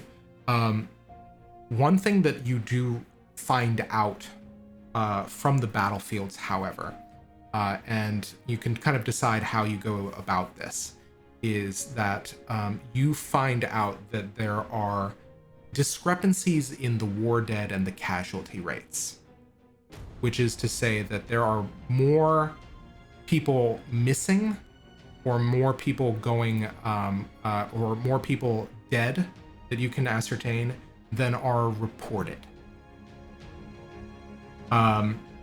It's something that begins to kind of like really kind of gnaw at the back of your mind, because everything like that went into this, none of it smells right. So, just to make sure I understand, based on solely what I can observe as I'm out in the fields, the number of actual dead is more than what's being reported. The more of the actual dead and missing than is being reported. And the official reports, where do they come from?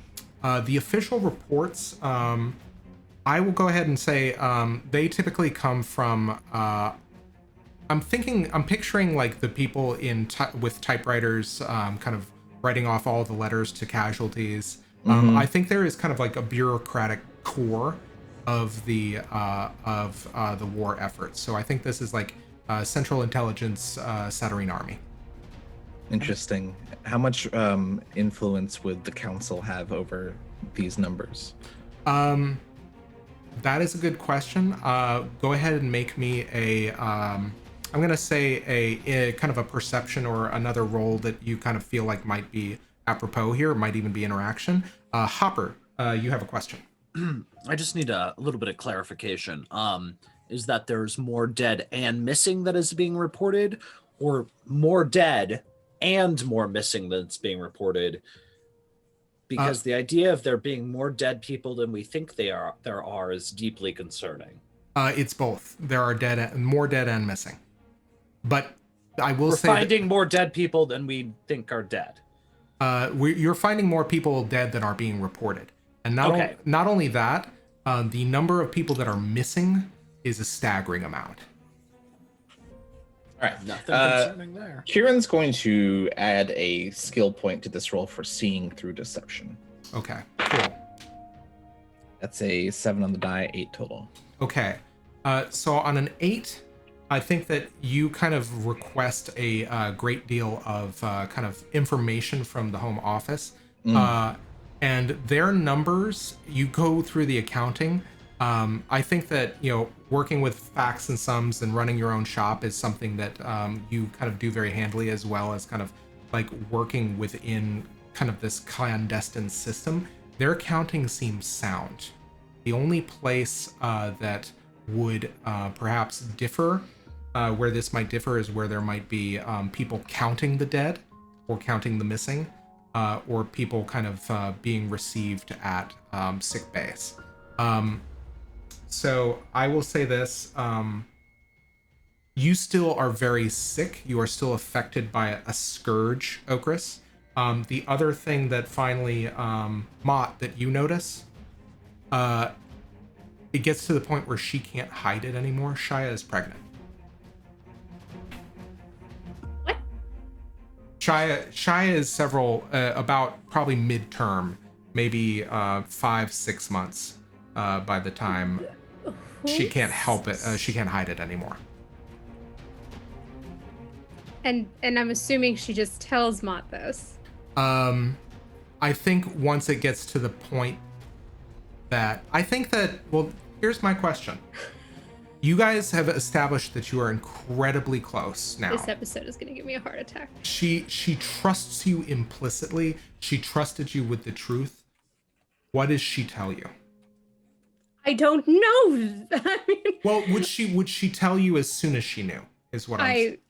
I maybe as soon as she knew she couldn't conceal it anymore. Okay.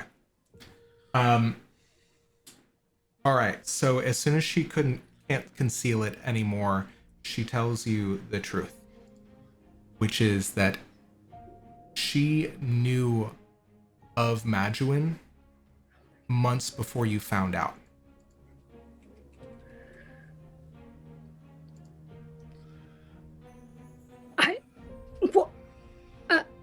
If you listen very carefully, I think his heart is breaking a little bit.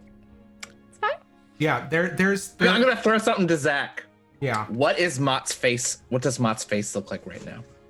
Mott, here's the That's right, I can't actually show my own emotions. I will tell you this, is I don't think you can help it. The porcelain cracks. Oh, in my heart. Yeah, right down the eye. There's a fracture. And it's the motion that is reflected back at you, Mott, is one of hope for understanding and for compassion. But I think the moment you find out. Yep.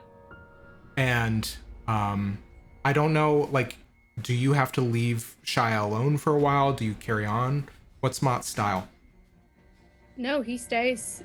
I think his immediate questions are that sort of washes over him, and then in an instant, I think even with the crack, he just continues as if that doesn't happen, that she can't see that. And the next question is, what are you going to do when the other generals find out? When they will know when that child is born, and who your father is. And she looks at you and she says, I have a plan. I'm going to leave it to the angels.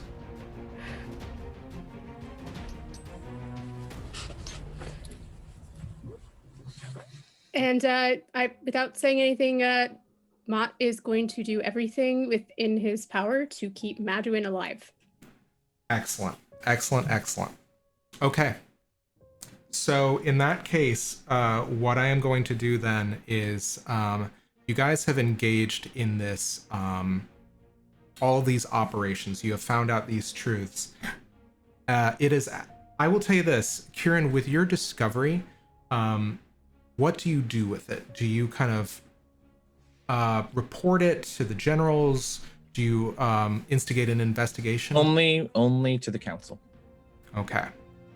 So you tell the council, specifically you tell the heir. My question is, do you tell the rest of the Caderak? No. I would say the only risk of keeping this information sequestered would be anybody with enough awareness and insight on his own team that was able to make the same discovery that he was. Okay. Okay. All right. I'm going to turn a card to see if something happens. Sure. Okay. This one is going to actually be on the Testament of Sons, so it's going to be in play the rest of this session, probably. The Banished Serpent. Silver and gold. It accentuates silver magic, and it weakens gold. Meanings: balance, exile, and punishment. Vizsla no exile, but for them and their time in the shadow, the exile was self-imposed. The Banished Serpent was cast out, sent back from whence it came. Banishment rids us of a problem, but it does not bring it to a permanent end. It is rarely a true solution. Rather, it is most often a punishment. We banish those who have threatened us or wronged us, because exile is what they fear. The fact that it ends the threat, at least temporarily, is just an added benefit. As a punishment, then, it is an act of balance, an appropriate and measured response to an unwanted act. The Banished Serpent can be blessing or curse depending on who is getting exiled or punished. The card turn may suggest that the person in question faces this fate, but it might also be someone else involved in the matter at hand. Sometimes, though, it can simply be a balancing of the metaphorical scales. It can mean that someone gets what's coming to them, whether that be good or bad. It is settling of accounts, so to speak. Someone is cast out, a demon or spirit is banished, or must be banished to end its threat. Harmony is upset and can only be restored through an act that balances the situation once again, which might very well involve casting away a criminal or troublemaker. A wrongdoer is punished for a crime. Okay. So I'm trying to figure out what this means in form of the narrative, because basically when you tell the heir this, the heir is unsurprised and kind of nods. And I think in the secret bar one day being called to account, this second meeting occurs and says, once again, you're face to face with the Spider Prince. And he looks at you and he says, how well do you trust the other advisors to the generals? You know I don't trust anyone. Have they given you any reason? No, I'm sure they're all delightful people.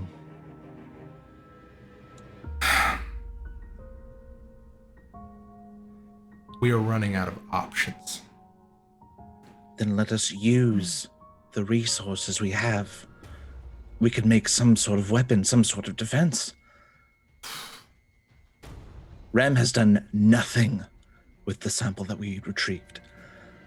Surely the council has a backup plan?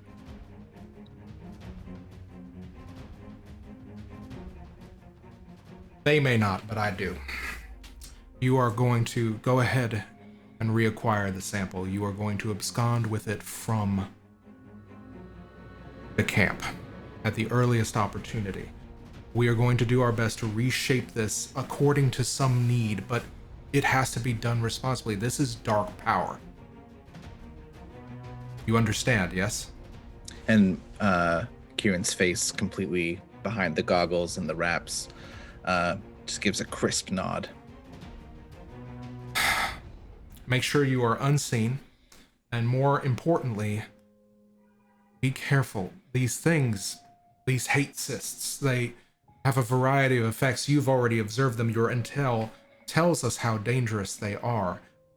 Just make sure they haven't fallen into the wrong hands. Kieran turns and begins to walk away, and then stops and turns and says, I could have done this months ago. And then continues walking. Okay. So I am going to change normally our pace here. What I would like you to do, Kieran, is we are going to play the scene out where you are infiltrating the Maker's tent, because this is something that you would not tell the other members of the Caderak. Correct. Okay. So I want you to tell me how you are approaching this. He first makes sure that members of his squad are the ones that are set to guard it at the hour that he would choose to act. They've done this duty before. It was the first order he ever gave, and told them not to trust anyone. So he's staffing the guards appropriately with people who would take orders from him. He is also, preparing abilities with his forte to, stash an extra moment away when he can. Mm-hmm. And he's going to prepare...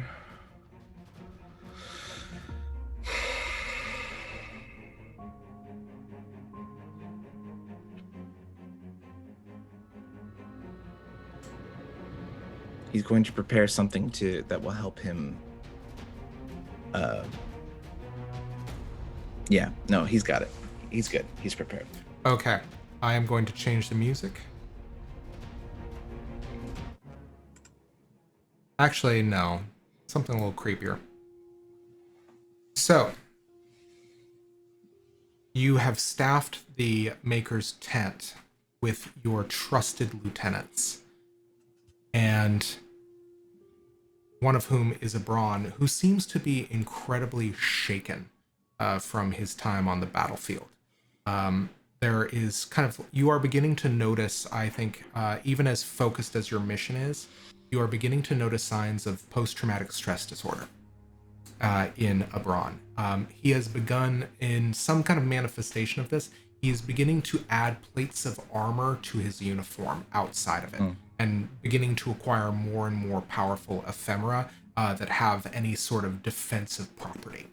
And it's in this mind state, in this kind of state of mind, that you kind of find him if you indeed do leave him at the Maker's tent. Or who else is on staff? How many people are there? Give me a picture.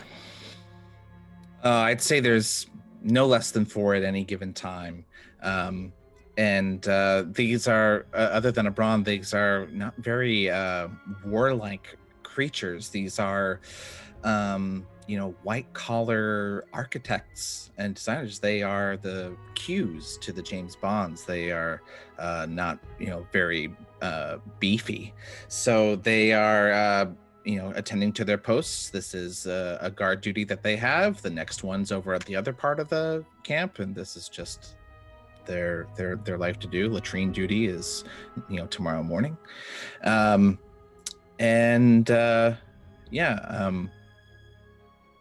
we ready to begin, or do you need more setup? Totally ready. So Kieran walks in the tent and takes out his Testament of Suns and kind of places it on the ground, which kind of sends out like an enveloping film around the area, and he's creating an illusion of the space. And right now, the illusion looks exactly like the space. And he says, "Eyes up," when moving the artifact, and just moves forward and takes out a handheld cloth, which is the ephemera object vanishing powder. And as he moves the cloth over the tentacle, it disappears from sight. But this is kind of superimposed with the illusion that he's putting up, so it disappears and yet stays there. So I am going to make a GM shift. As the illusion goes over the tentacle, you have the disconcerting feeling of placing an illusion overlapping another illusion. As you realize that the sample is no longer in the tent. Okay. He puts up the illusion, and he has the cloth in his hand, and he moves forward and touches nothing. And he whips around and looks at the faces of all of his lieutenants and looks for someone who is not surprised, not confused. I would like you to make me a perception roll. Sure. I'll spend 1. Would you like to use, hold on 1 second. I need to pull something up.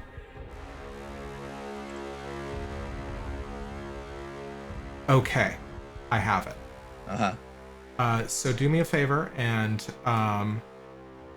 go ahead and give me your perception roll. Are you using magic to perceive? What are you doing? No, just a bene. Oop, fell into my lap. Ooh, and that's a 10 all day. Okay. On a 10, I will tell you this. There is something moving out of the corner of your eye. And I will tell you also this. You watch as one of your trusted guard heals as he spits blood onto your cloth. As a figure seeming to move impossibly fast pulls what looks like a blade out of his back and begins walking up the wall and up to the ceiling of the tent. What do you do? We are moving into action mode.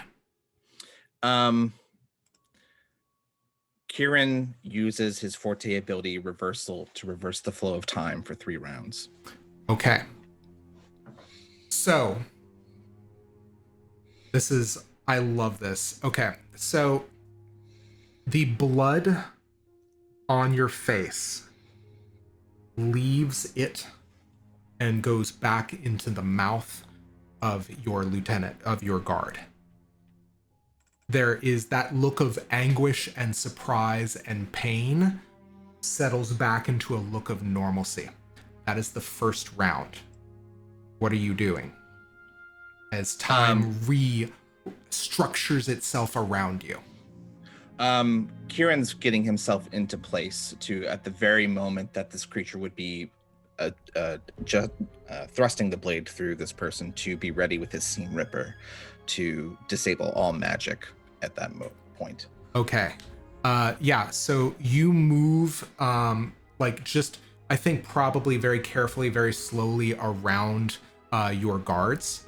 And at that point, that extra round, I will give you 2 to your venture because you have positioned yourself in kind of approximately where you need to be. So time, after being reversed, normalizes and begins moving forward once again. And in a split second, you are where you need to be. What are you going to do with the Seam Ripper? Basically tear a hole in reality that would kind of create this disabling all low-level magic effects in a small area. So anything level 7 and below is disabled, and hopefully this kind of stops the super speed of this creature. And he is now taking the force of this attack. Okay, you're taking the force of the attack. All right. I'm standing in the way, and I've just kind of disabled magic in this area. Okay, so you have just disabled the magic. Does that have a depletion roll? It do. Yeah. Let's do it. Okay. I'm good. Okay, excellent. So with 2 to your venture, you may go ahead and whatever this, you've disabled this thing's magical defense. And as you kind of see it shimmer back into corporeal view, it appears to be a woman in with a translucent and incorporeal head that twists into these bizarre shapes and expressions, moving impossibly fast. And then it still kind of has this kind of blur and shimmer to it, but it begins to slow down. You kind of realize that whatever it does to time and to space, it is similar to your own power. That said, you have caught it by surprise. So you have 2 to your venture. Are you looking to defend? You're looking to defend this guard. It sounds like. Are you trying to... I've stepped into its space, so if I'm able to, I will preempt the attack. Absolutely. And with my own. Okay, so go ahead and give me a defense roll. Okay, of defense. Okay. Yeah, this is going to be dodge. Dodge. All right. I have 1 skill +2 for the venture, and then whatever was on the die. Okay. So die +3 is 11. Okay. So you very handily catch this wicked-looking dagger as it stabs to one side, and then you bring in for your second action, I'm assuming, your counterattack. Sure. Yeah. So go ahead and make your attack roll. Your target is going to be 9. This is accuracy? This is accuracy. Okay.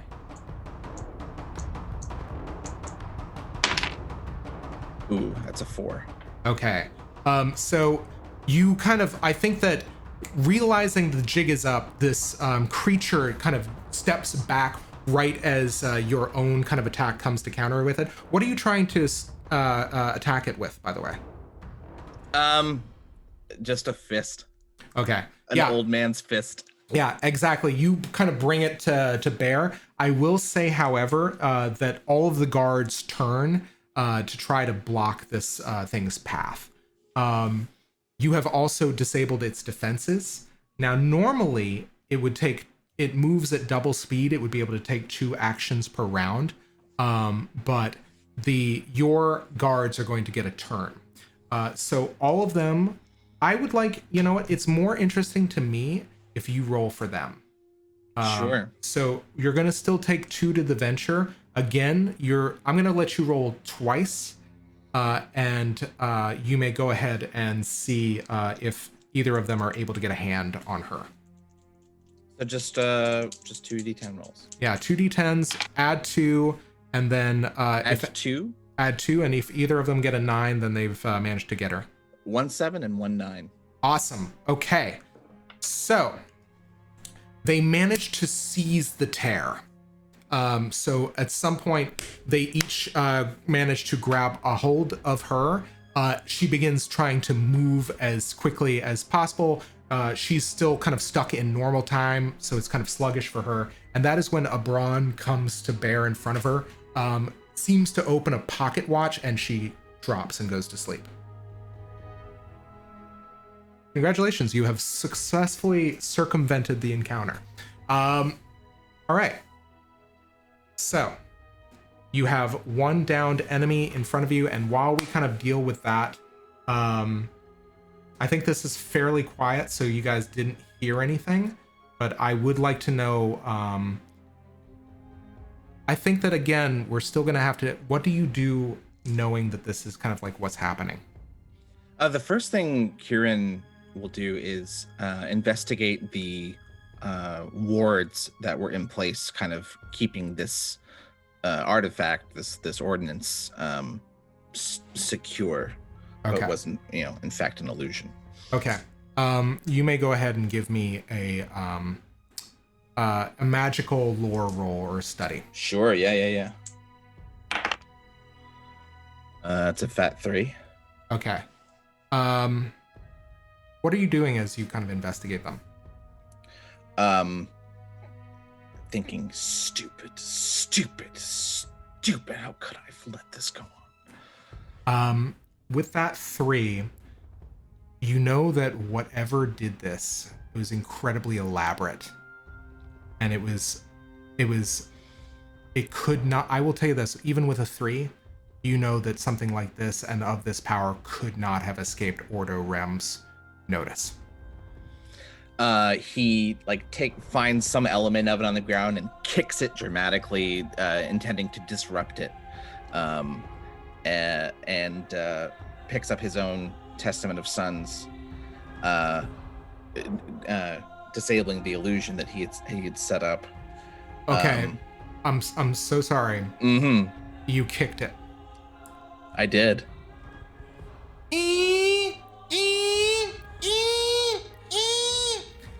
It is beginning to crescendo. What do you do? He grabs his Testament of Suns, doesn't leave that there. And he will tell everyone to leave.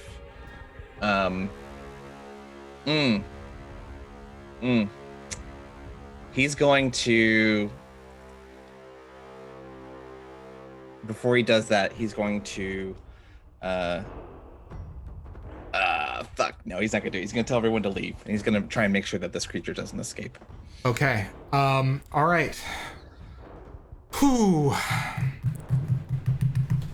Okay. I need you to make a dodge or resist roll. Sure. This is going to be a fairly difficult check. This is going to be an 8. I need you to get 2 successes. What you do in this split moment is going to either confer a bonus or confer any kind of like penalty.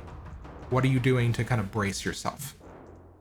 What am I doing to brace myself?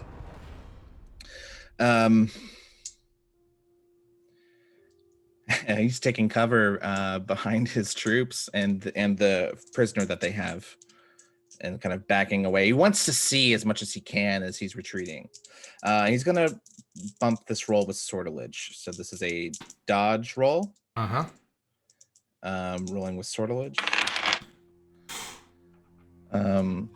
That is a 4 and a 2 on the die. Okay. All right, I have to make a hard move. As this weapon, this ward, whatever it is, detonates, you realize it is of a very elaborate make. As though, like one of your signature items or objects, it was imbued with multiple properties. And as you are making your way out of the tent, it detonates. Give me the marching order where you are in relation to everybody. I'll say that I'm kind of yanking at the 2 people that have the creature restrained. So the 3 of them are in front of me, and I'm going to say Abron is probably the closest to the explosion, and I'm closest to the door, but not sure how far any of us got. Okay. Abron takes the full force of the blast. And it is a very kind of a random... Okay. This blast is disfiguring in a very specific way. You kind of get the sense that if Ordo prepared this, he was preparing for you, as it sends out a blast of time As soon as Abron takes the full force of the blast, Abron, you realize this detonation was not meant to wound. It was meant to incapacitate and disable in a fairly permanent fashion. Abron falls and breaks a hip as half of his body is decrepit and old. One other half, his arm, is the size of a child's and underdeveloped. His face is one half wizened and one half incredibly youthful and in its 20s. The other leg is that of an infant. And Abron collapses unconscious. Yeah, go ahead. Would you permit a second use of rewind time? Okay, you have the sorcery for it? 1 to spare. Okay. I want you to go ahead and you rewind time. Again, this time you watch in reverse as this thing, the field of it was about to irradiate your face. The waves surge back. You watch the rest of Abron as he's taking cover, going back to normal. All of his parts going back to the right age in a matter of seconds, back to the moment where you are standing over this thing about to kick it. And, Oh, wow. and you jump and you have that sharp intake of breath. Kieran pauses a moment and kind of breathes a big sigh and says, "Best not be hasty. The 3 of you, take our prisoner, come with me." And he opens the flap of the tent and yells loudly for guards. All of you hear this. And we are going to do a minor time jump there. And I'm going to change the music to something less loud and crazy. Sorry, guys. Okay. So, I imagine that this is something where you call all of the generals into... is this where you call all the generals, or do you call the Caderak? I mean, so like, I guess the first thing in his mind is to make sure that this prisoner does not escape. He is not best equipped to do that. And he wants to make sure this is okay. The theft of the, you know what? So, yeah, that's what he's doing in the immediate term is making sure the prisoner is held by someone. Can't escape if you have all your limbs cut off. Yeah.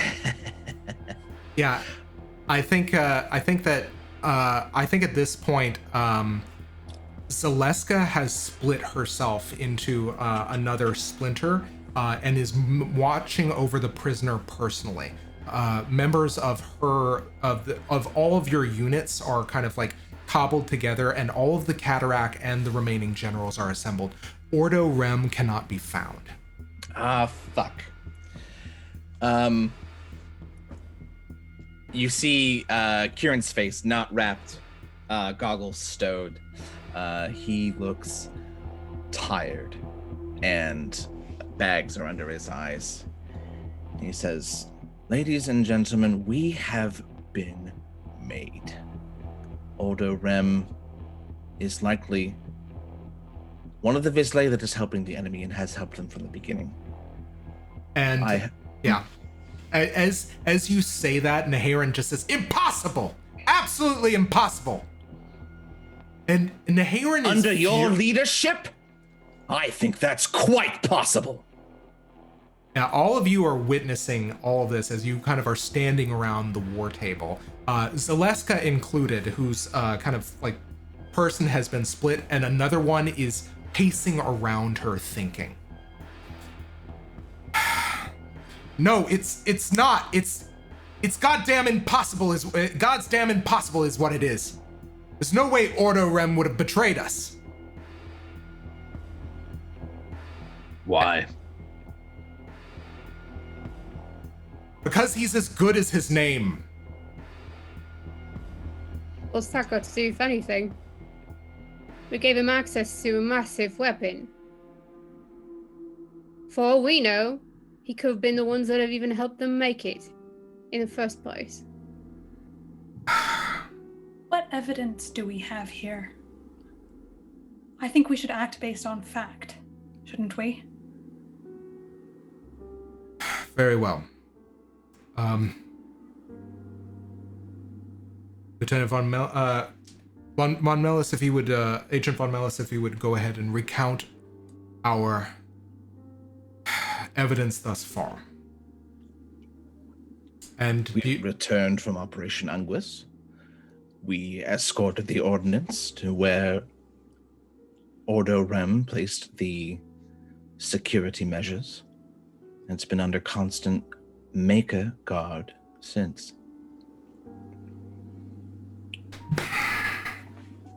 How could they have gotten this far?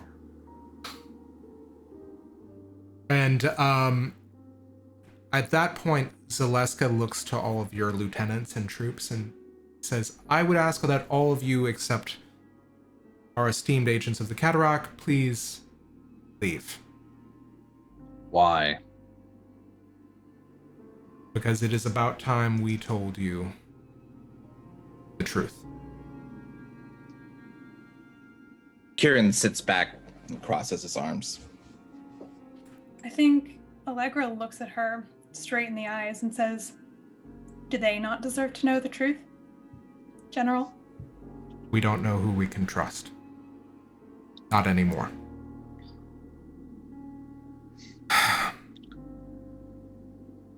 Bold of you to assume you can trust any of us.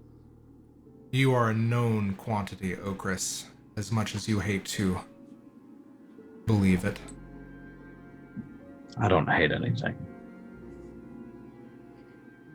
Is Chai still in the room with us? Yes. Mott's he can't give her like an uneasy glance, but the eye sockets of the mask are definitely pointed in her direction. Yeah, absolutely. And she's I think she's looking very, not uncomfortably at you. I think she's actually, this is news to, all of this seems to be news to her. Then you see a registration of mild shock and just sort of not fear, but genuine concern registering over Mott's mask. And Naharan, seated, looks at all of you. I, Zaleska, and several members of the Order of Satyrine are part of an organization called the Knights of the Name. Immediately, anybody who has kind of experience with lore understands that the Knights of the Name are basically a kind of organization of altruists, like so-called knights who believe that they need to adhere to the tenets of goodwill and to live up to the auspices of their names. These people come from all walks of life, and they make it their mission to try to do right by the people of Satyrine. At least, if not in kind of gesture, then in action and by praxis. In some cases, it's very much kind of like a personal practice or kind of observation. In others, it's a full-blown organizational, akin to a religion. Ordo Rem, as far as I can tell, or at least I believed, was also a member of our organization. However, the Knights of the Name have been part of a war for a very long time. A secret war with those who would mean harm to the actuality.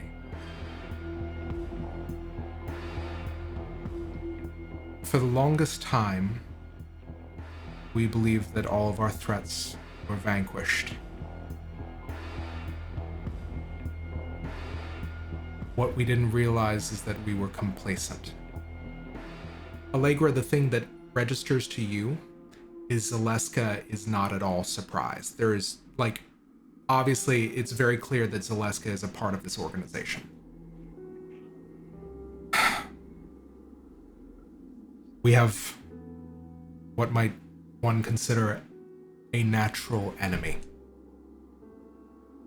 One called the Vespertine. A cult of nihilists. They seek the destruction of the actuality in the belief that the existence of the dark is preferable. That every member of the actuality would be better off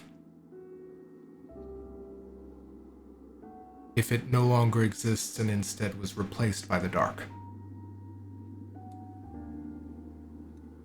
What do you mean by the dark? The place beyond where all of the demons and enemies of good and qualities come from. A place past the night side of the silver sun. A place only rumored of.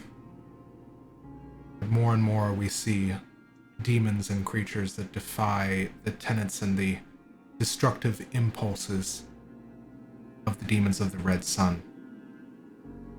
Instead, they seem intent on annihilation, utter depravity and nihilism, rather than simple destruction and carnage.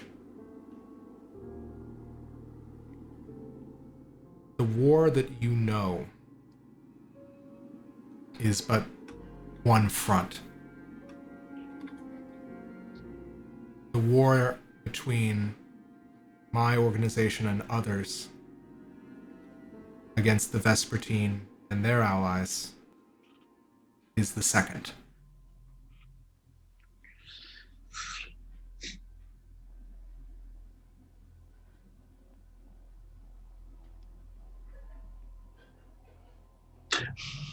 That's all very cute. But what do you want us to do right now? We need to find Ordo Rem. We need to secure whatever weapon this is. We need to get it out of the hands of the Vespertine, or this war is going to get a lot worse very quickly.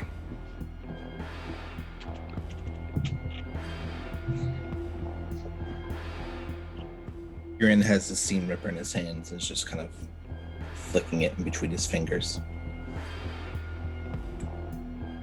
What's Naharon doing? He's just calmly sitting in front of you. His armor is on and shimmering. But this is just something that you've grown accustomed to. He never seems to take it off.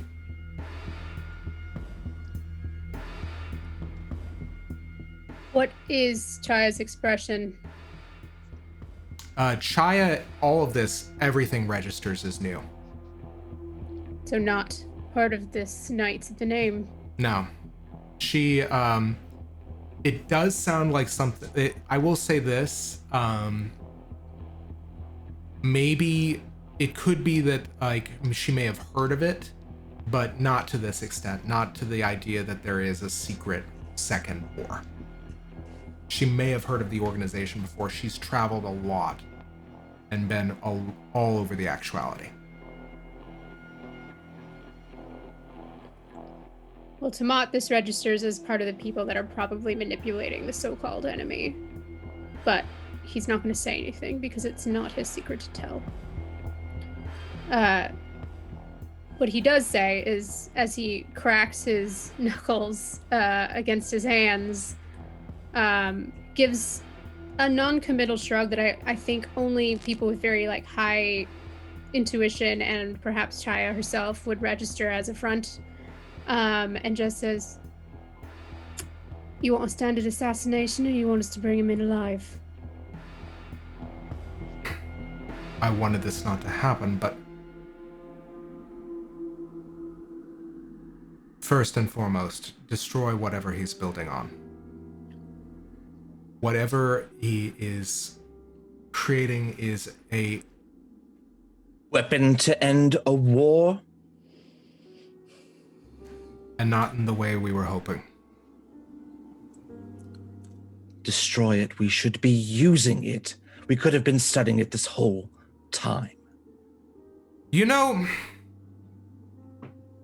there are means to an end, but there are ends that are not worth the means that you have to create. You don't know what ends these means could bring. You don't know anything. There is no such thing as dark or light magic. Oh, I assure you, the dark is a place. And something registers to you, Mott, is that there is almost kind of a slight kind of acknowledgement of that truth in Shia's face. That the dark is a place. The strange realization hits Mott that perhaps she's been there. And that is a conversation he is going to have with her alone at another time. Excellent. Okay. Fuck. I'm trying to... Is it possible to contact a certain person to ask them about the dark? Who are you thinking? Just a person. You know. Okay. So I will tell you this. I'm going to turn a card. And you can describe for me if we feel that this is appropriate, you can tell me how this happens. The mysterious rune. Magic, mystery, wordless communication. Words are spells and spells are words. Runes that encode words. They hide them in plain sight, store them. If you can decipher the rune, you gain its meaning and thus its power. Those who scribe a rune, or even those who hold the book or other object the rune marks, are its masters.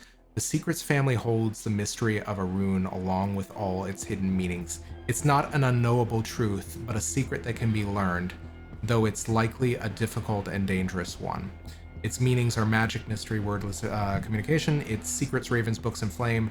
This is considered a card of good fortune by Visley, and bad fortune by Nons. Though there's mystery afoot, there's something important that can be discovered if the person in question looks for it. Specifically for the something in a book is a good idea after this card is turned. Something unexpected is revealed to be magical. A mystery arises. Something significant is found in a book. Could you have drawn a better card? I don't think so. How does this happen, Okris? I think that anybody that's paying extremely close attention to Okris sees that their finger is tapping on the haft of their sledgehammer, and it seems to be tapping in a very specific and precise manner. Okay, so you've described what you're doing. What is your intent? Who are you talking to? The other one. That dick. Okay. Shall we say who that other one is? I mean, I guess. Okay. You tap a query. And what is the question specifically?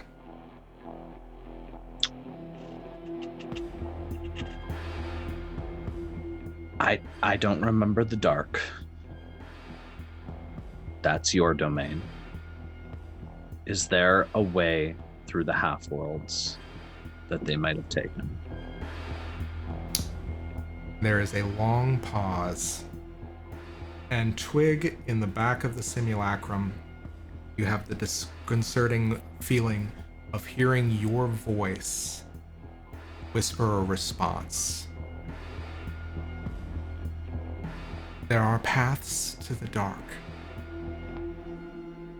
I am on the side of life and creation.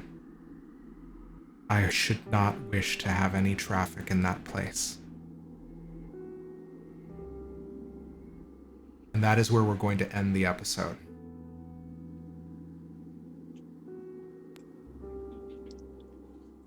They don't call him the Great Sabino for nothing, folks. Damn. Secrets revealed in this episode, man. I was gonna say this was the one I was most concerned about. Guys, we've got 6 minutes before our cutoff time usually, so we're gonna do some recaps, character recaps. We're gonna go in the same order. Mott, joy, despair, character arcs. What do you think you got? If we are going based on Mott, then it's despair. Oh God. If we're going based on Gav, that is a really interesting question because she's just learned who her parents are. But why didn't they come for her? You do not have Are they dead? And she is going to kill every last person in this city when she gets out of here. They did not get all of the enemy. She is still alive. So that I guess that's what do you think that is? You know what? I'm not going to make you answer now, but I will say you are going to get 2 points for learning the truth of the Erebast. Of acumen. Yeah. So mark despair for Mott and 2 acumen for that objective. Okay. Kieran. Joy, despair, and character arcs. So, I mean, I think we're trying to go with like Maurice taking these points, or like, so I think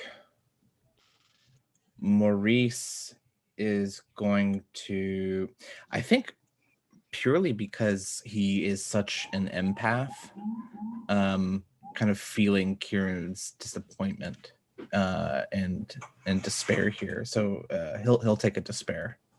Okay.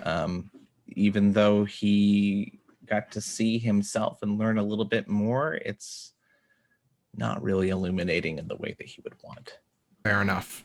Also, take 2 points of acumen as you reverse the flow of time not once but twice in a single episode. That ability, oh my god. Yeah. Hope not to cheese too much in the future, but hooray! We got a Doctor Strange. Yeah, I love it. I love it. I love it. I love it. Okay, so next, Okris, joy, despair, character arcs, acumen. Despair all the way down, baby. It's just despair on top of despair on top of despair on top of despair. Okay. What is joy? Joy's not real. Joy's a lie from the gray. Yeah, that's for both of these assholes. Oh yeah, absolutely. So I will say this: you get 2 acumen for making contact with your other half. As well as for saving your Weaver friend, Ethereal. And finally, Allegra, joy, despair, acumen. I think Allegra gets a despair here, but I would say it's a reluctant despair. I think there's something of like a hollow acknowledgement in Allegra, like this is what she expected. Like the worst has been verified and confirmed. Like she held hope for something better, and yet this is the way that it always plays out. And I think the Knights of the Name that has just been revealed to all of them seems to Allegra to be something of a blindfold, and she worries that it's blinded Zaleska, that Zaleska has in effect been blinded by goodwill and by her morality. Allegra is of the opinion that it takes ruthlessness to counter ruthlessness, and Allegra thinks that perhaps her general is many things, but not ruthless. Absolutely. So take that point there. You are going to take 2 acumen for trying to train up Ardeno and the rest of the Vances into a fighting force, and for your long-term goal. So a lot has happened. A lot of this was more of a secrets, backstory episode. I hope that you guys enjoyed it, because it's paying off a lot of the stuff that I've set up for a long time, and I'm glad that it's finally out there. So that being said, we're now going to go bound another round robin again, and we're going to do shout outs and plugs before we say goodbye to everybody. So Marcy, any shout outs or plugs this week? Yeah, I'll make this quick. For those of you that do not know, I'm also on another show on Manapot Studios, Flights of Phantom. We normally air Tuesdays, but lately we've been on Saturdays at 3 p.m. Eastern time. And we are in the middle of a Dishonored campaign. So if you are a big fan of the game franchise, you should join us next Saturday for the third part of our game, which is also being DM'd by Zach. So it's also got that good surreal weirdness because, Dishonored. So totally compatible with all y'all Invisible Sun fans.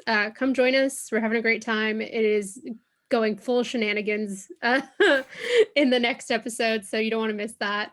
And that's all I got this week. Excellent. Bill, any shout outs or plugs this week? Yeah, I'd like to shout out Jeff Stormer's wonderful podcast, Party of One. It's the place where I can get it's like it's an actual play, but it's also like my game review. Like I can see all these games played that I would never, stumble through on my own. So a great resource for all of you who are interested in playing something that's not 5e. And also I'd like to plug some more news by Cody Johnson. He'll tell you what's what. Awesome. Hopper, any shout outs or plugs this week? Ooh, everybody's run through my normal ones already. You know what? Let's do an unusual one. I recently got a really amazing tattoo of a really dumb idea, and it was beautifully brought to life by an amazing artist, Dave C. Wallen, who is a tattoo artist that operates out of 8 of Swords in Williamsburg, Brooklyn. If you're in the area, and you're interested in getting some ink, you should totally check him out and the other great artists there. And yes, long live Noel Patrick Harris. Fuck you guys. Excellent.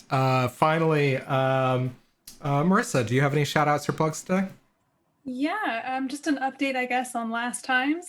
The Good Society Kickstarter did fund, and so they are not only going to be able to reprint the core book, they are also going to be able to reprint the expanded acquaintance book, which has all of the expansions in it, like Pride, Prejudice, and Practical Magics, and Sense, Sensibility, and Swordsmanship, which if you like those names, definitely check out Good Society and the expansions, because they're doing some wild, amazing shit.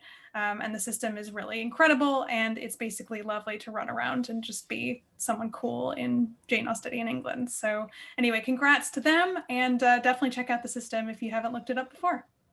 Excellent. And finally, for my own part, I do want to say thanks to everybody who joined us to watch today. I think that hopefully this kind of paid off, not just for my players, but also for you guys to kind of wonder what the hell is going on. So do your campaigns a favor if you're running an Invisible Sun campaign. Don't spoil it for your this is the thing I will say, is my Satyrine is not necessarily your Satyrine. My secrets are not necessarily your secrets. So don't think that I've revealed all of the truths, because there's so many more secrets in those books. That said, the one thing I do also want to shout out is Angel Citadel, who has kindly joined us in the chat, who's been a huge fan for checking us out. Thank you so much for checking us out and watching and joining us for this really great episode. Mid Armor, thanks for tuning in yesterday, and thank you for watching, and I appreciate you saying thank you for running. Otherwise, check out some other friends of the show and Counterparty. Check out our Manapot Happy Hour every Wednesday when it runs. And finally, also check out some of our other shows, Tales from the Pack Worlds for Starfinder, as well as I think some short-term stuff that Krifu's going to be doing on Saturdays.